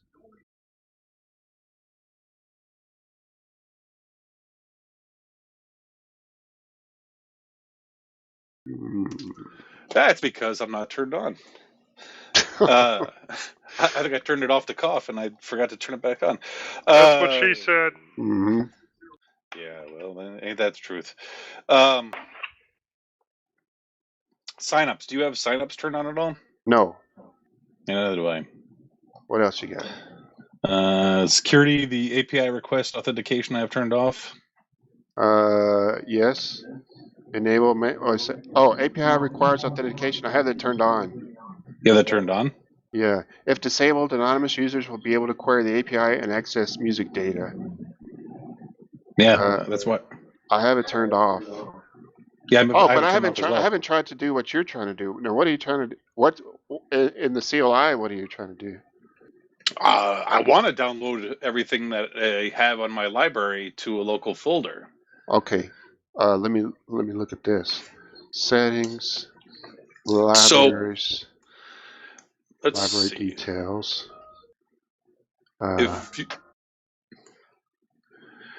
So there's something. Hold on a sec. Well, when I do let me just share what I've been doing, and I just shut everything down. Son of a bitch.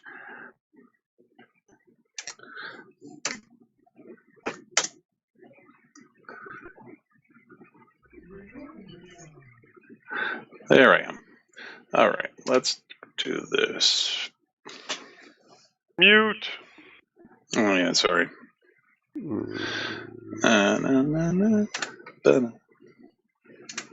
you are.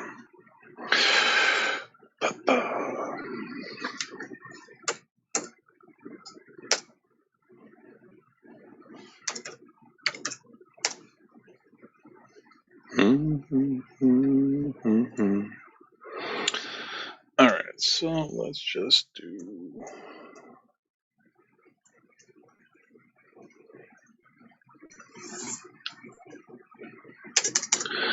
Let's go to.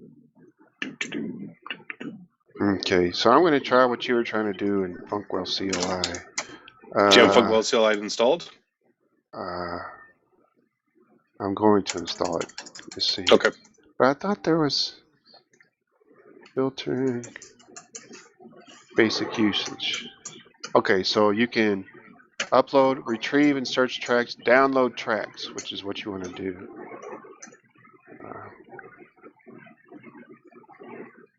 Authentication, filtering, searching, ordering, pagination. Write commands. There's an example to download. Okay, download the discography of an artist locally. Yeah, but try deciphering that, and then try to translate that into downloading everything. Let's see. So it says, and then download the discography of an artist locally in the music directory in an artist album track folder hierarchy. Oh, I see what you mean. Right, but at the same time, hold on, let me share my screen here. Which one is share screen? Oh, wait a minute. Share screen. Share this. Share. Okay. So I did. What was it? Funkwhale tracks -ls, and this is what what comes up. Yes. Oh, that's my stuff. That's it. That's what I'm saying. Okay. It's supposed, for whatever reason, it's pulling everything from your library, and it's not pulling anything off of mine, so which is problem number one.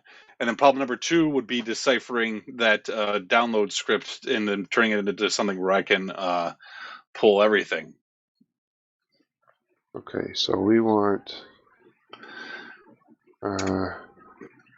So I think that would be related to the settings then. Exactly. It's got to be something in the settings. That's why I wanted to see if we can figure out. Let's just, let's see. Channels.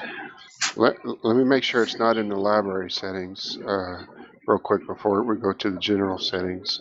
Libraries. Okay. So if I go to settings, library, and then go over to libraries, I'll see your library and my library. Do you see both of ours when you do that? Okay, now if I click on my little Does wrench, yours show up? Does yours show up as domain as local? Yes. Yeah, mine shows up as domain local, and Okay. then it has yours. Okay. Now under visibility, what is yours? Where is visibility? Visibility says everyone. Oh, mine says everyone too. Mine says Yeah. private for yours though. Does mine Does say? it? Does my library say private for you? No, mine shows both of them as everyone. Oh, yours says private for mine under visibility. Well, I changed it recently. So okay, I wonder if that. let's see. Let me look at my library again. Settings. Yeah, I just changed. I changed recently visibility to everyone. Okay, under reports, user request, domains. I see messages.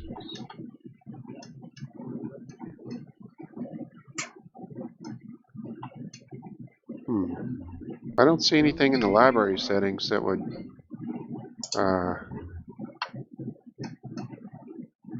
what do I have notifications here? Oh, they're from you. Okay.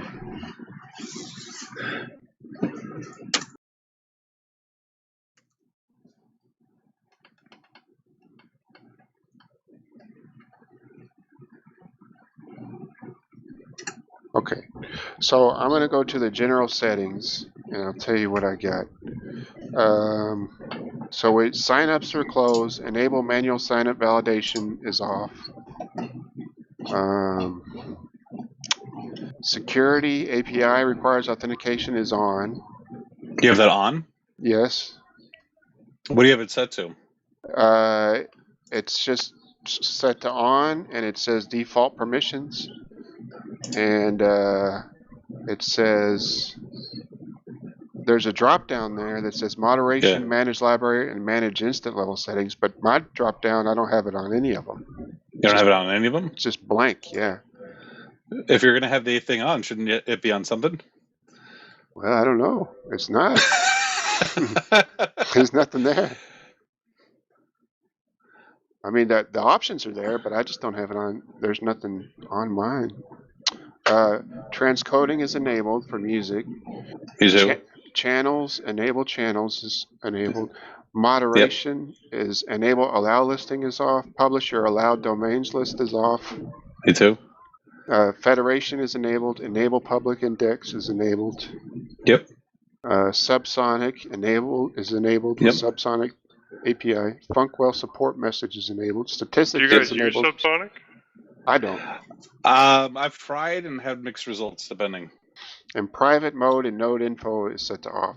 I don't even know I what have that means. enable usage in library statistics and node info endpoint turned on. Disable this if you want to share usage in library statistics and the node info endpoint.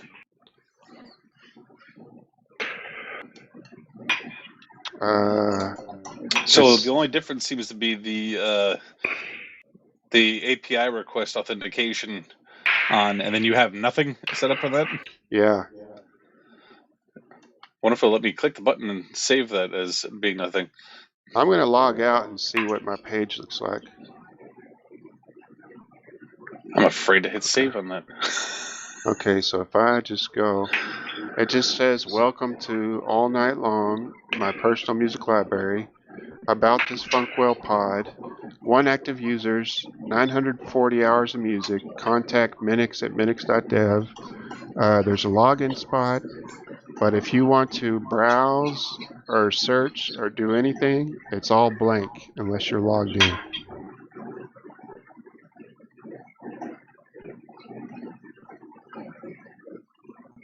Let's see, about this pod,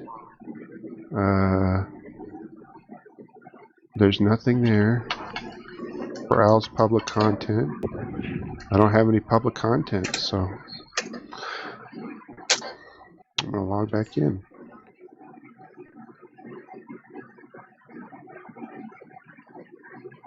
Well, I'm gonna install the Funkwhale CLI real quick because I don't think I have it installed. What is my IP in this? 155?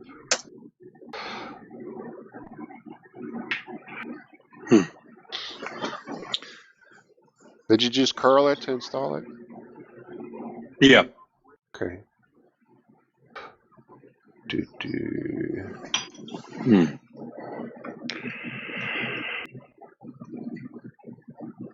Rebuilt binary copy.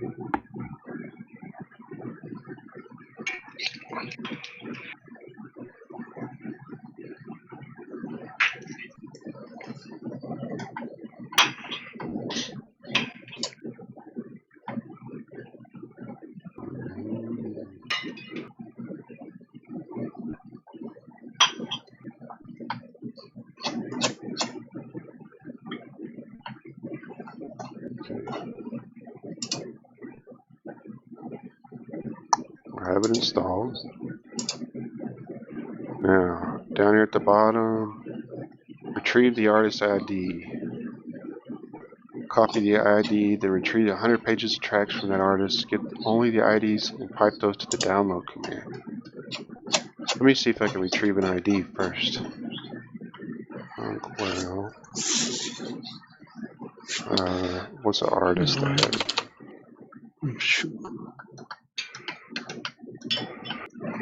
Artist. Where not?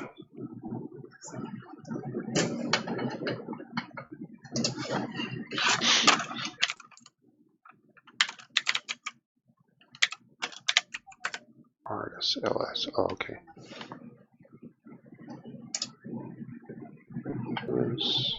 LS. Did you do a login yet or anything like that? Yeah, I already logged back in. I'm doing the. Well, log in through the CLI. Log into the CLI? Mm-hmm. I installed the CLI. Is it not? Yeah, but you have to log in. Oh. Give it the or set up a env file with log information. Well, there's one way where you can just type in Funkwhale login, and it's supposed to download a token. I see. Okay. The authentication near the top of the CLI page.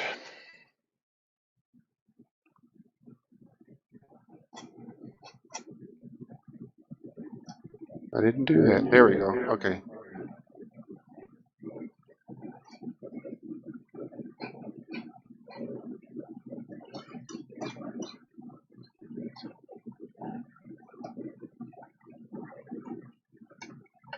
No. Mine doesn't work. I'm spelling it right. Well, if I type in Funkwhale login, I get syntax error near unexpected token new line. So specify the URL for the for your. Oh. That's where it's doc type HTML. That's where it's. You have to put HTTPS. I do. I'm not sure if you have to, but. Okay.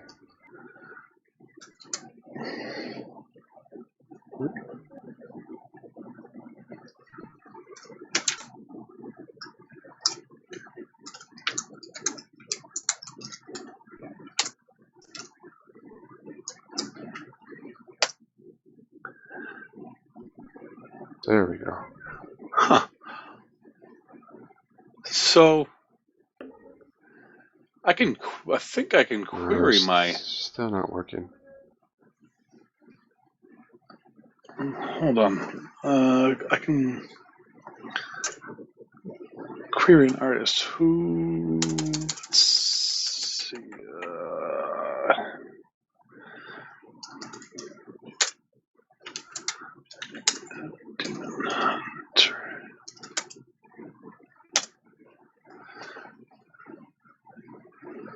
So I can query the artists on mine.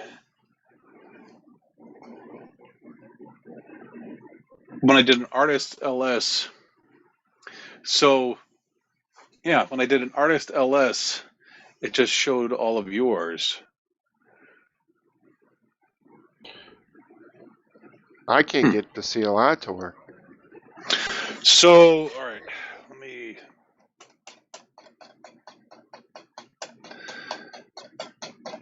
Create a folder and then put in, where is the, all right, create the file called like funkwhale.env. Okay. And just my All home right. folder? Yeah. Okay. And then what do I put 'em in? Whatever directory you're currently in. Yeah. All right. And then first line, type in, go where it says underneath authentication, it says list of configuration options. Put in the first line as Funkwhale server, Funkwhale underscore server underscore URL, and then put equals, and then put the URL to your domain. I see that. Okay. What I've been doing is just doing no login. So I did Funkwhale no login, and that seemed to be okay. And then when you type out the command, start the command off with funkwhale-e and then funkwhale.env to reference that env file. Excuse me, and then type out whatever the command is. Funkwhale, Like no I was login? just trying to type. Yeah, I put in no login. So I did, which might not work for you because you have the security set up,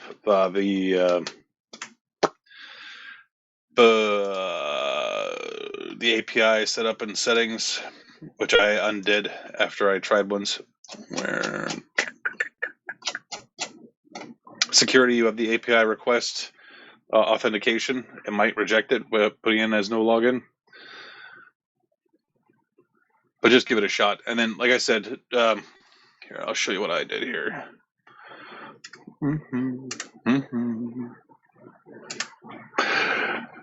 All right. So you see, I was able to do funkwhale-e, and that is to the funkwhale env file, and then I just did a simple command of artists ls and then demon hunter, which I figured I would have that, and you probably wouldn't have that. So I was able to actually pull up that, and it showed the artist ID number, how many albums, and then how many tracks. And then my env file is just basically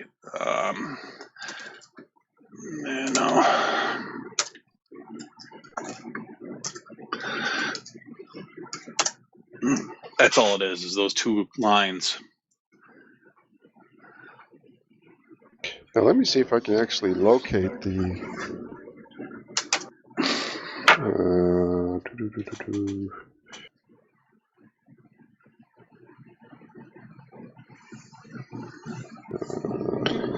okay, what am I looking for here? Okay.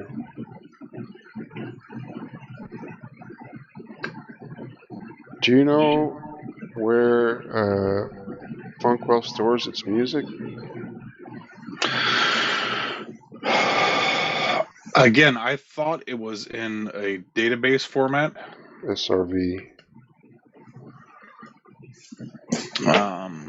Oh, it's in data. Okay, I see it. It's an SRV. So, let me switch to root.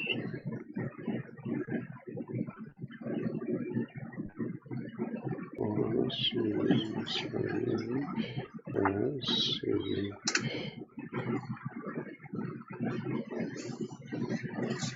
Is yours still running on YUnoHost?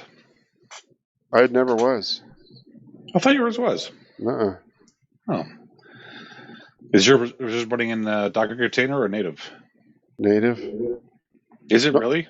Oh wait, no, it's not. It's running the multi-container setup.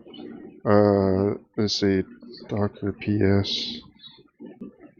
Yeah, so it comes. I have several containers. There's the Funkwhale application container, the Celery Worker container, the Redis container for the database, and Postgres for database, and then Nginx, which I probably don't even need Nginx running. I don't think I'm using it.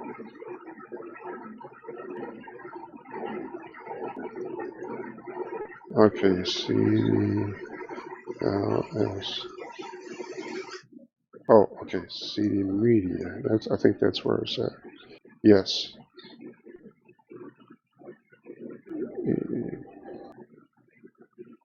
Okay, so your music is in SRV /Funkwhale/data/media/tracks. Let's see how I could get there. Oh, because I'm trying to figure out because why mine's in hosts, so I'm not sure. Oh, Right. Yeah. Okay.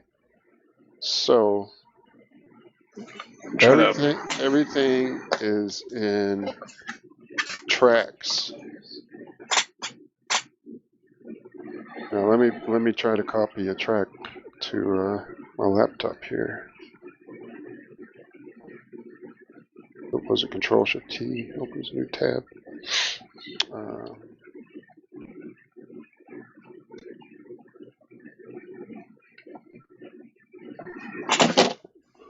I'm not going to copy the whole thing. Just let me try track 155.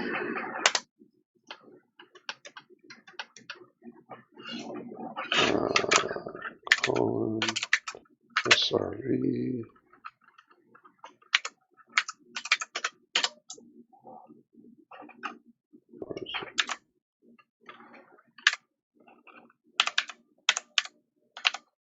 Funkwhale data media.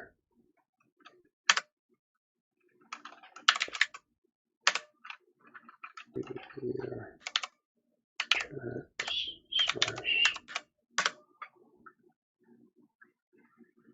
/ Balls. data media tracks. Oh. That should. So do you have anything in SRV? I don't know. I'm trying to log into the server. Oh. The Unihost server? Mm-hmm.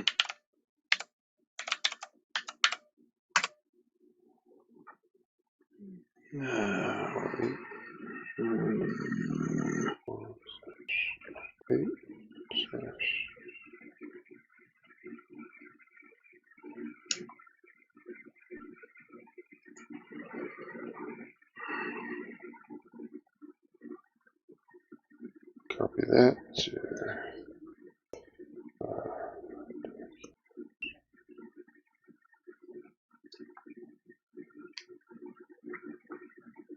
It worked. I was able to copy a track to my laptop. So you should be able to just copy that folder.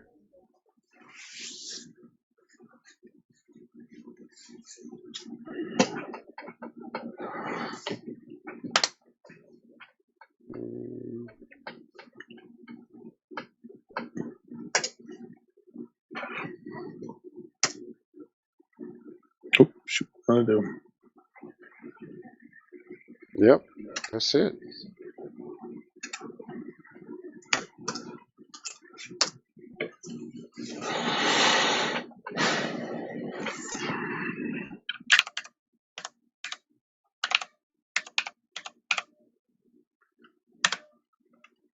So, I put the path is in.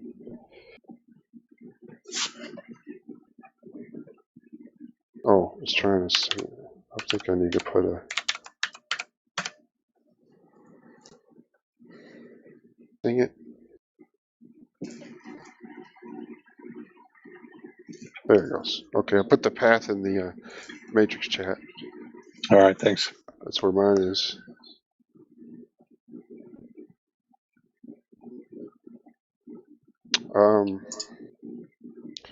Let's see.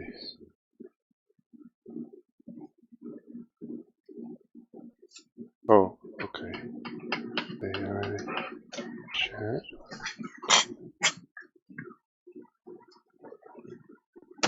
Funkwhale chat.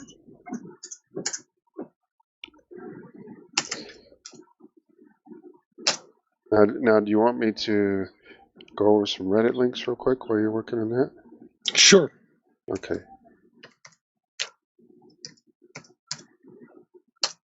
Is anybody still there we here? go. Here's Joe. What was the path?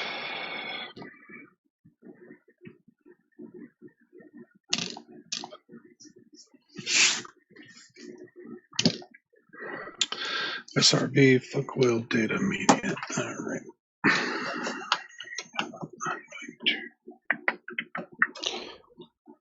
Joe, have you ever used a Gentoo-based Linux distribution that wasn't actually Gentoo?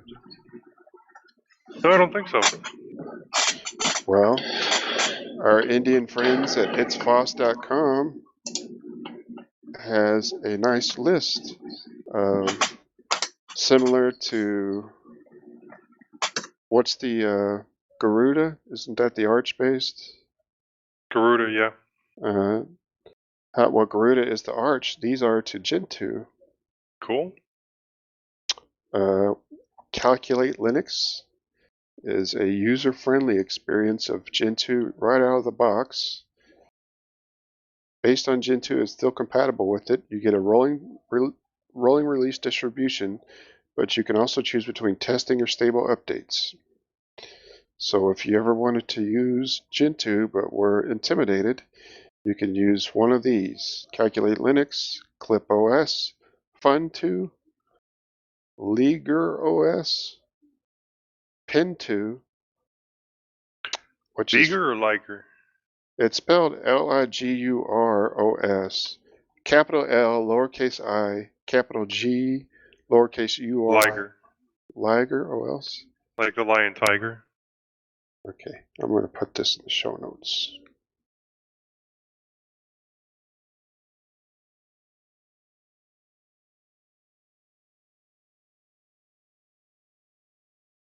Netminer, are you there? All right.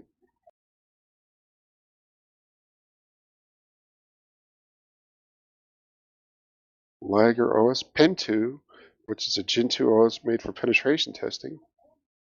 Still supports 32-bit. Comes with XFCE.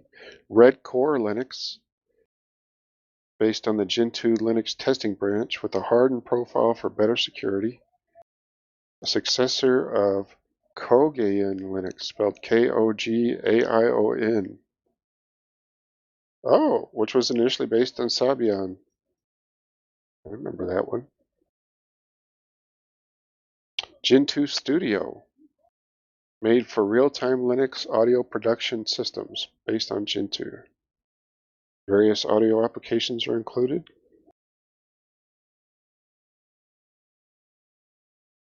It's a quick list. And Nicholas asks in the comments, silly question, but what are the fundamental differences between Gentoo and Arch? Well, Gentoo has a couple of extra repos. Gentoo has to be compiled too, I believe. Like, has to be compiled. Yeah, I think everything is compiled from source. Yeah. I could see if you want to try to make a correlation between stuff in the AUR, considering or stuff in the AUR is all compiled from source, but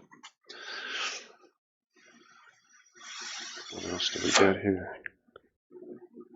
More AI, more AI. Oh, this is cool. Somebody named Real Guarantee 2539 posted this link.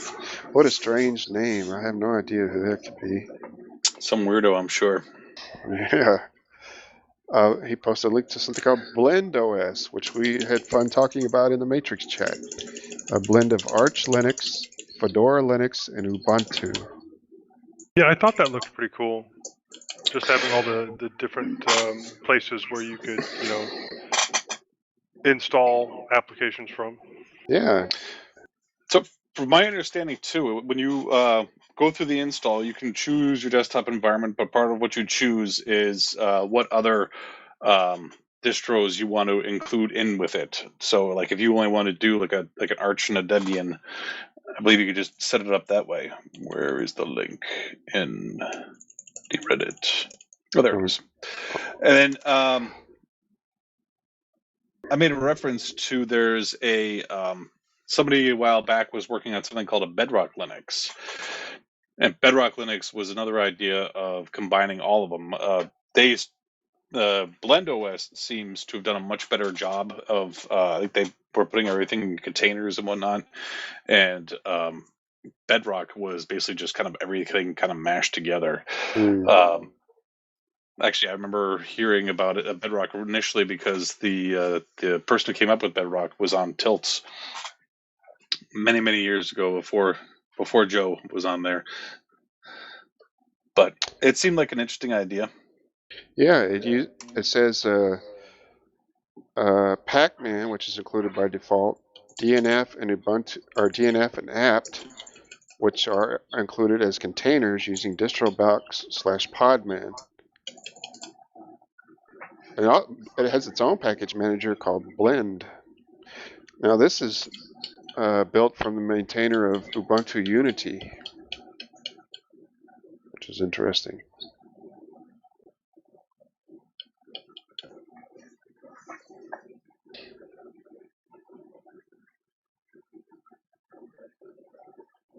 When using Fedora or Ubuntu's native package managers for the first time, the package manager containers are created automatically. After that, you can use either Blend, Pacman, DNF, or apt in the same shell to install or remove packages without any tricks. It's pretty cool.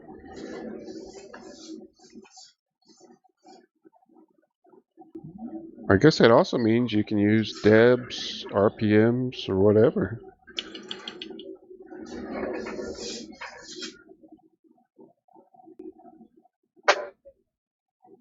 It's a rolling release since it's derived from Arch Linux. Comes with GNOME by default, Joe's favorite desktop manager. You know. Mm-hmm.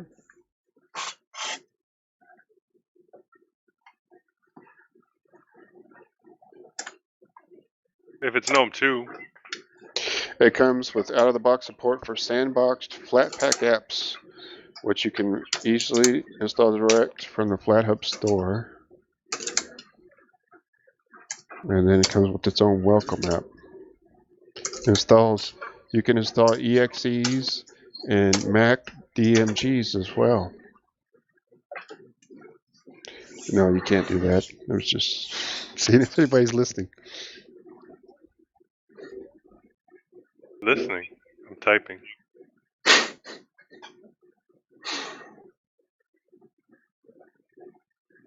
Comes with its own in-house built GUI.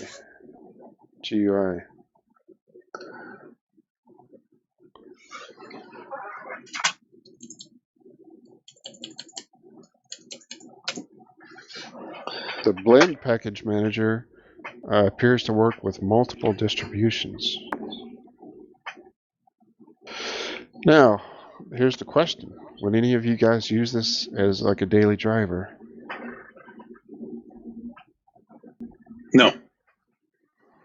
I think it's something that is interesting.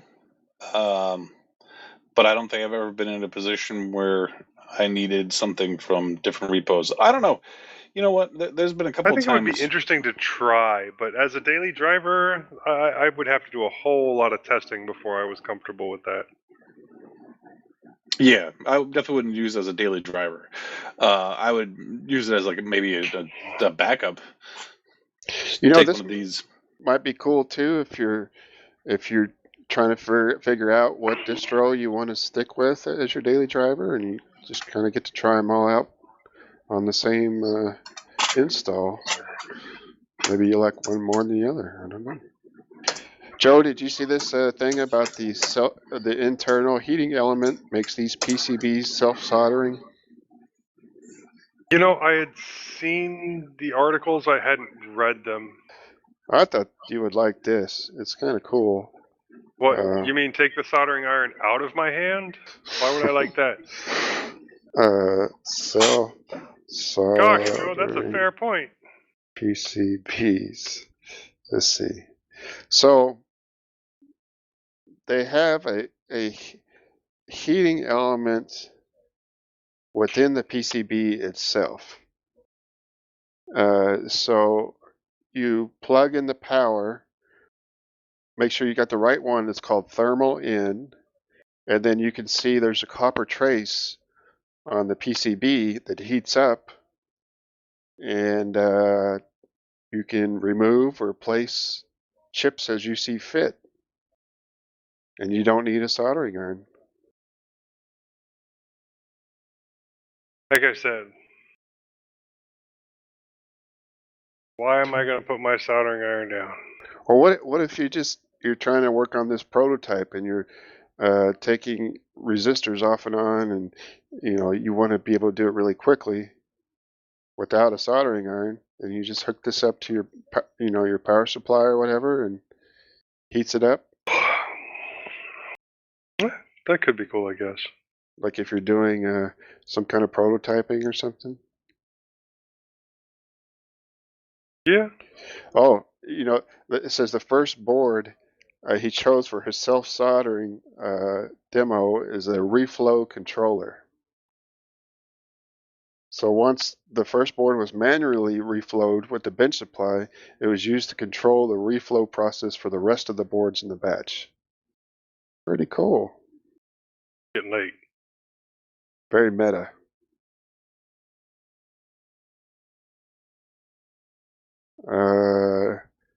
Did you see the new solid-state cooling devices they have now? I'll put this in the show notes. It's kind of cool. They're called AirJets. Quiet, ultra-thin AirJet solid-state active cooling chip could replace fans.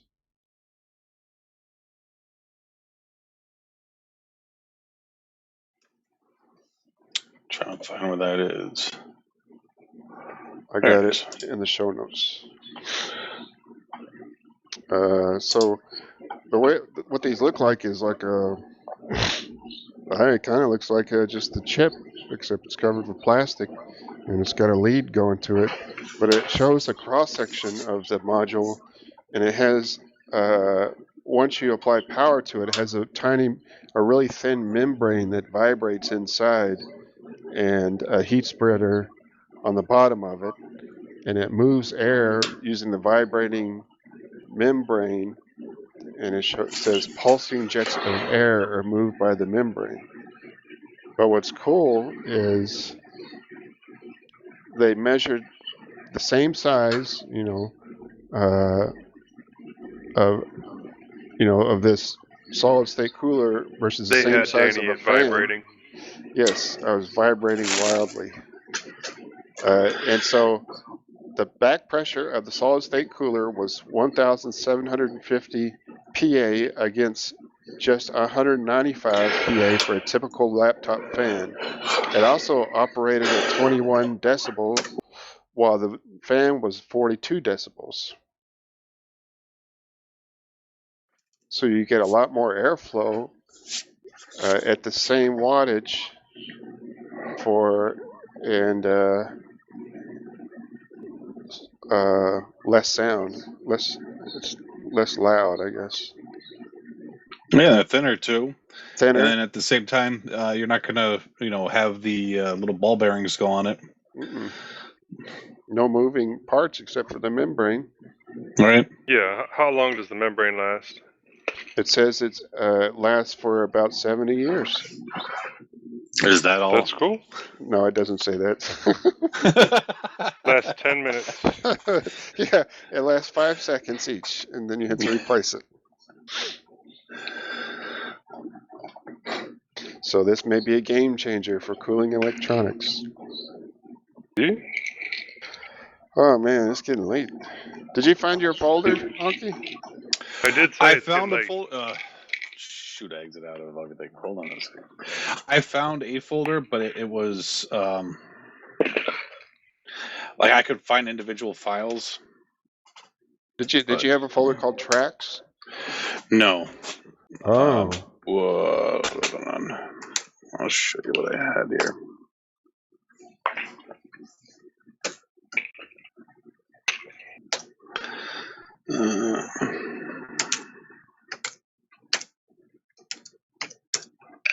What's that on Joe's camera? It's just the ceiling. Feeling. Yeah.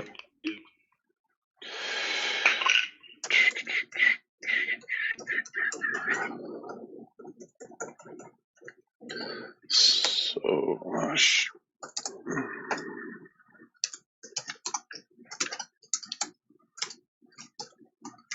Billy Zane is on TV. Doing what? He's in a movie called Posse. Have you ever seen that? 1993. Nope. Mario Van Nope. Peebles, Stephen Baldwin, Tommy Lister, Big Daddy Kane, Billy Zane, Blair Underwood. Oh, it's like a black western. It's even got Tone Loc and Pamela Greer in it. Isaac Hayes. Wow.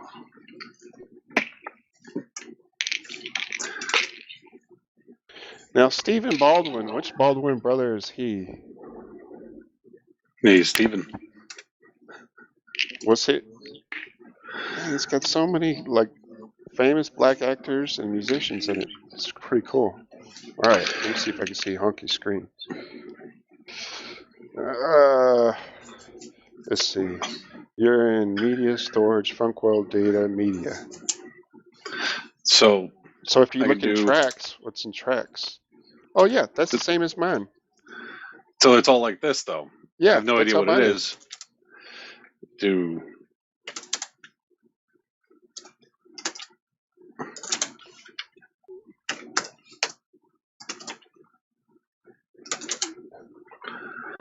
60. Oh, you put DCD. What is it? Oh, did I? Yeah.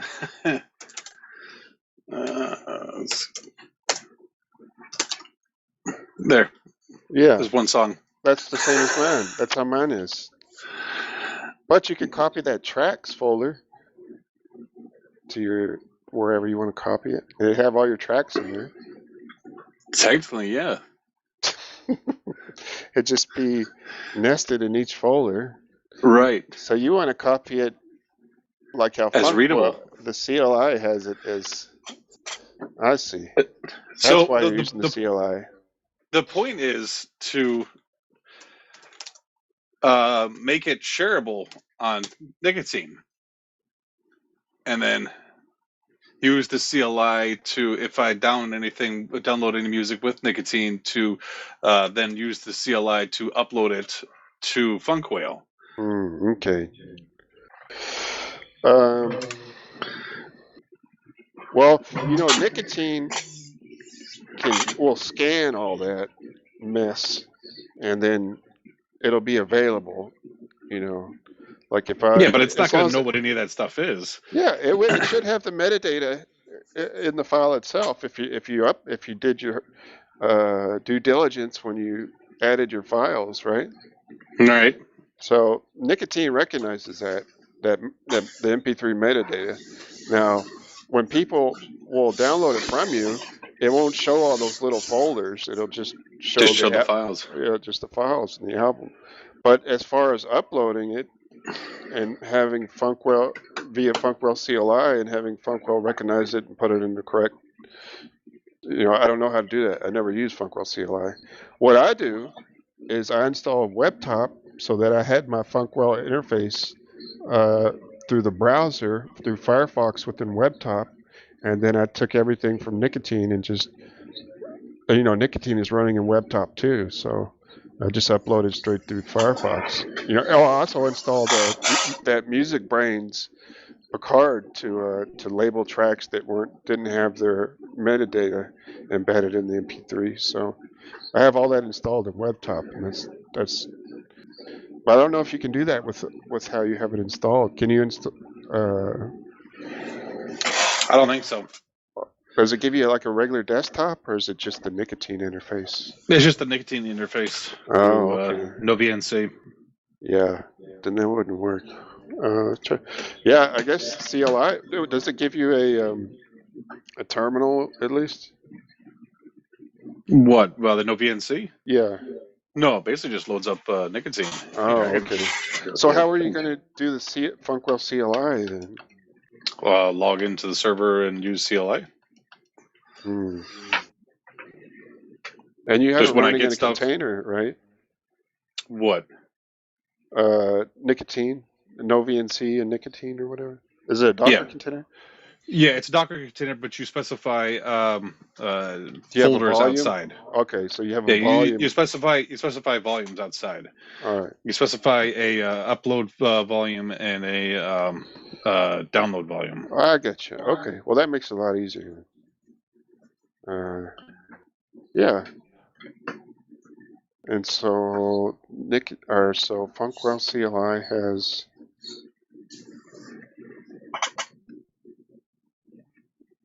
So I think you would be okay, Honkey. Uploading local files. So you could just download that whole folder and put it in to the upload folder, right? That tracks folder and put it in the upload folder. Probably.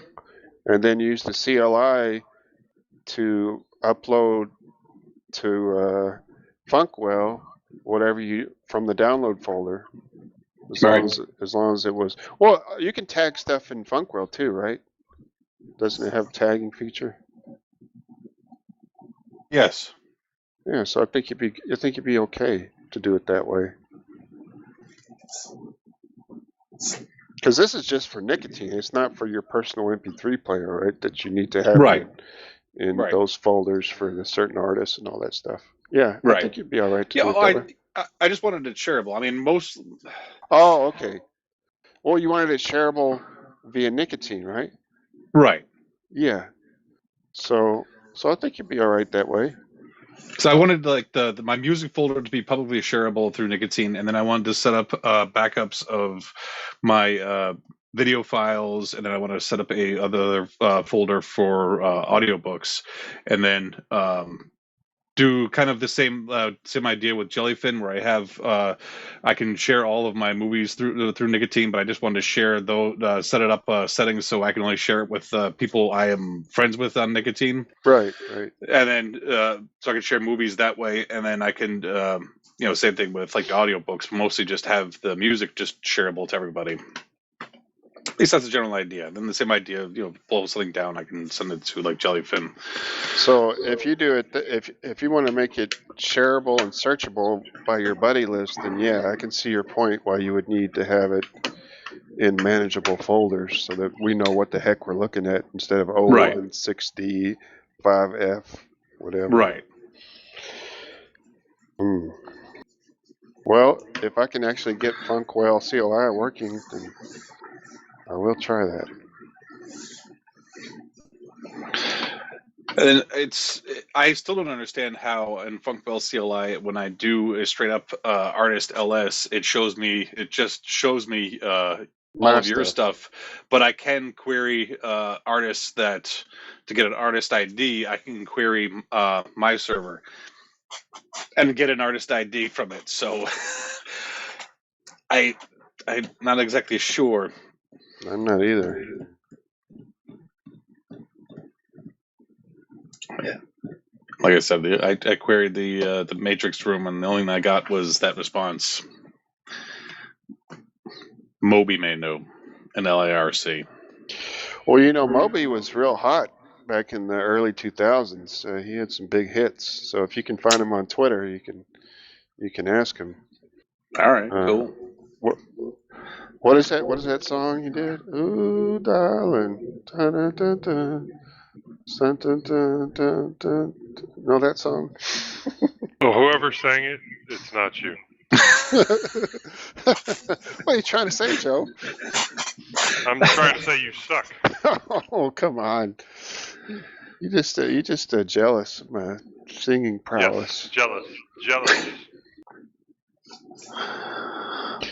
Well, you guys make sure you watch Posse because it's got all the best actors in it. And where else are you gonna Posse? Where else are you gonna find a movie with Big Daddy Kane and Stephen Baldwin and Tone Loc and Blair Underwood and Billy Zane? Nowhere. You had me at Stephen Baldwin. Now, one of those guys ended up. Dean Cain. Dean Cain is not in it. It's Big Daddy Kane, the rapper, who I was a big fan of when I was younger. No, you That's weren't. that's before rappers were saying cuss words. American Birthday. Yeah. So anyway, this weekend I'll work on the movie list. I'm going to go back to the old show notes and and listen to some of the shows so I can know how we rated the movies and all that stuff. But I guess we're going to Belle is the movie we're watching, right? Belle, yep. Belle of the Beast.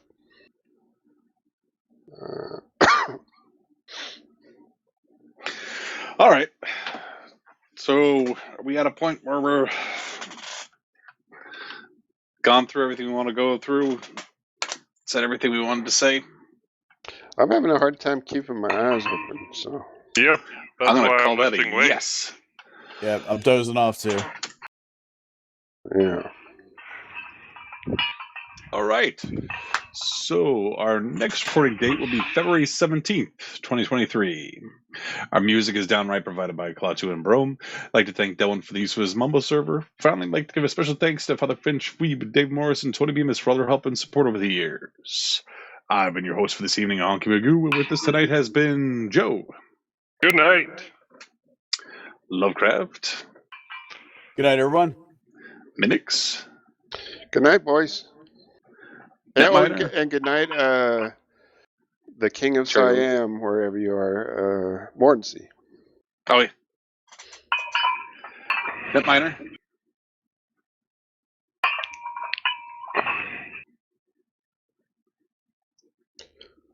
Good night, guys. Just like the intro, Netminer's here, but he's not. And hanging out in the background is Verbal, who's just listening, apparently, and Cherry Hill Tony. Good night, Cherry Hill. I hope. Did you say good night, Lovecraft? Yeah. Yeah, he said good night. Yeah, I said good night. Okay. I didn't hear. That's what I get for being tired. Yeah. Whatever. Cherry Hill. I hope everything's going good, and I hope you're doing better, and maybe one day we'll get you on the show, either you yourself or an AI version of you. Who knows?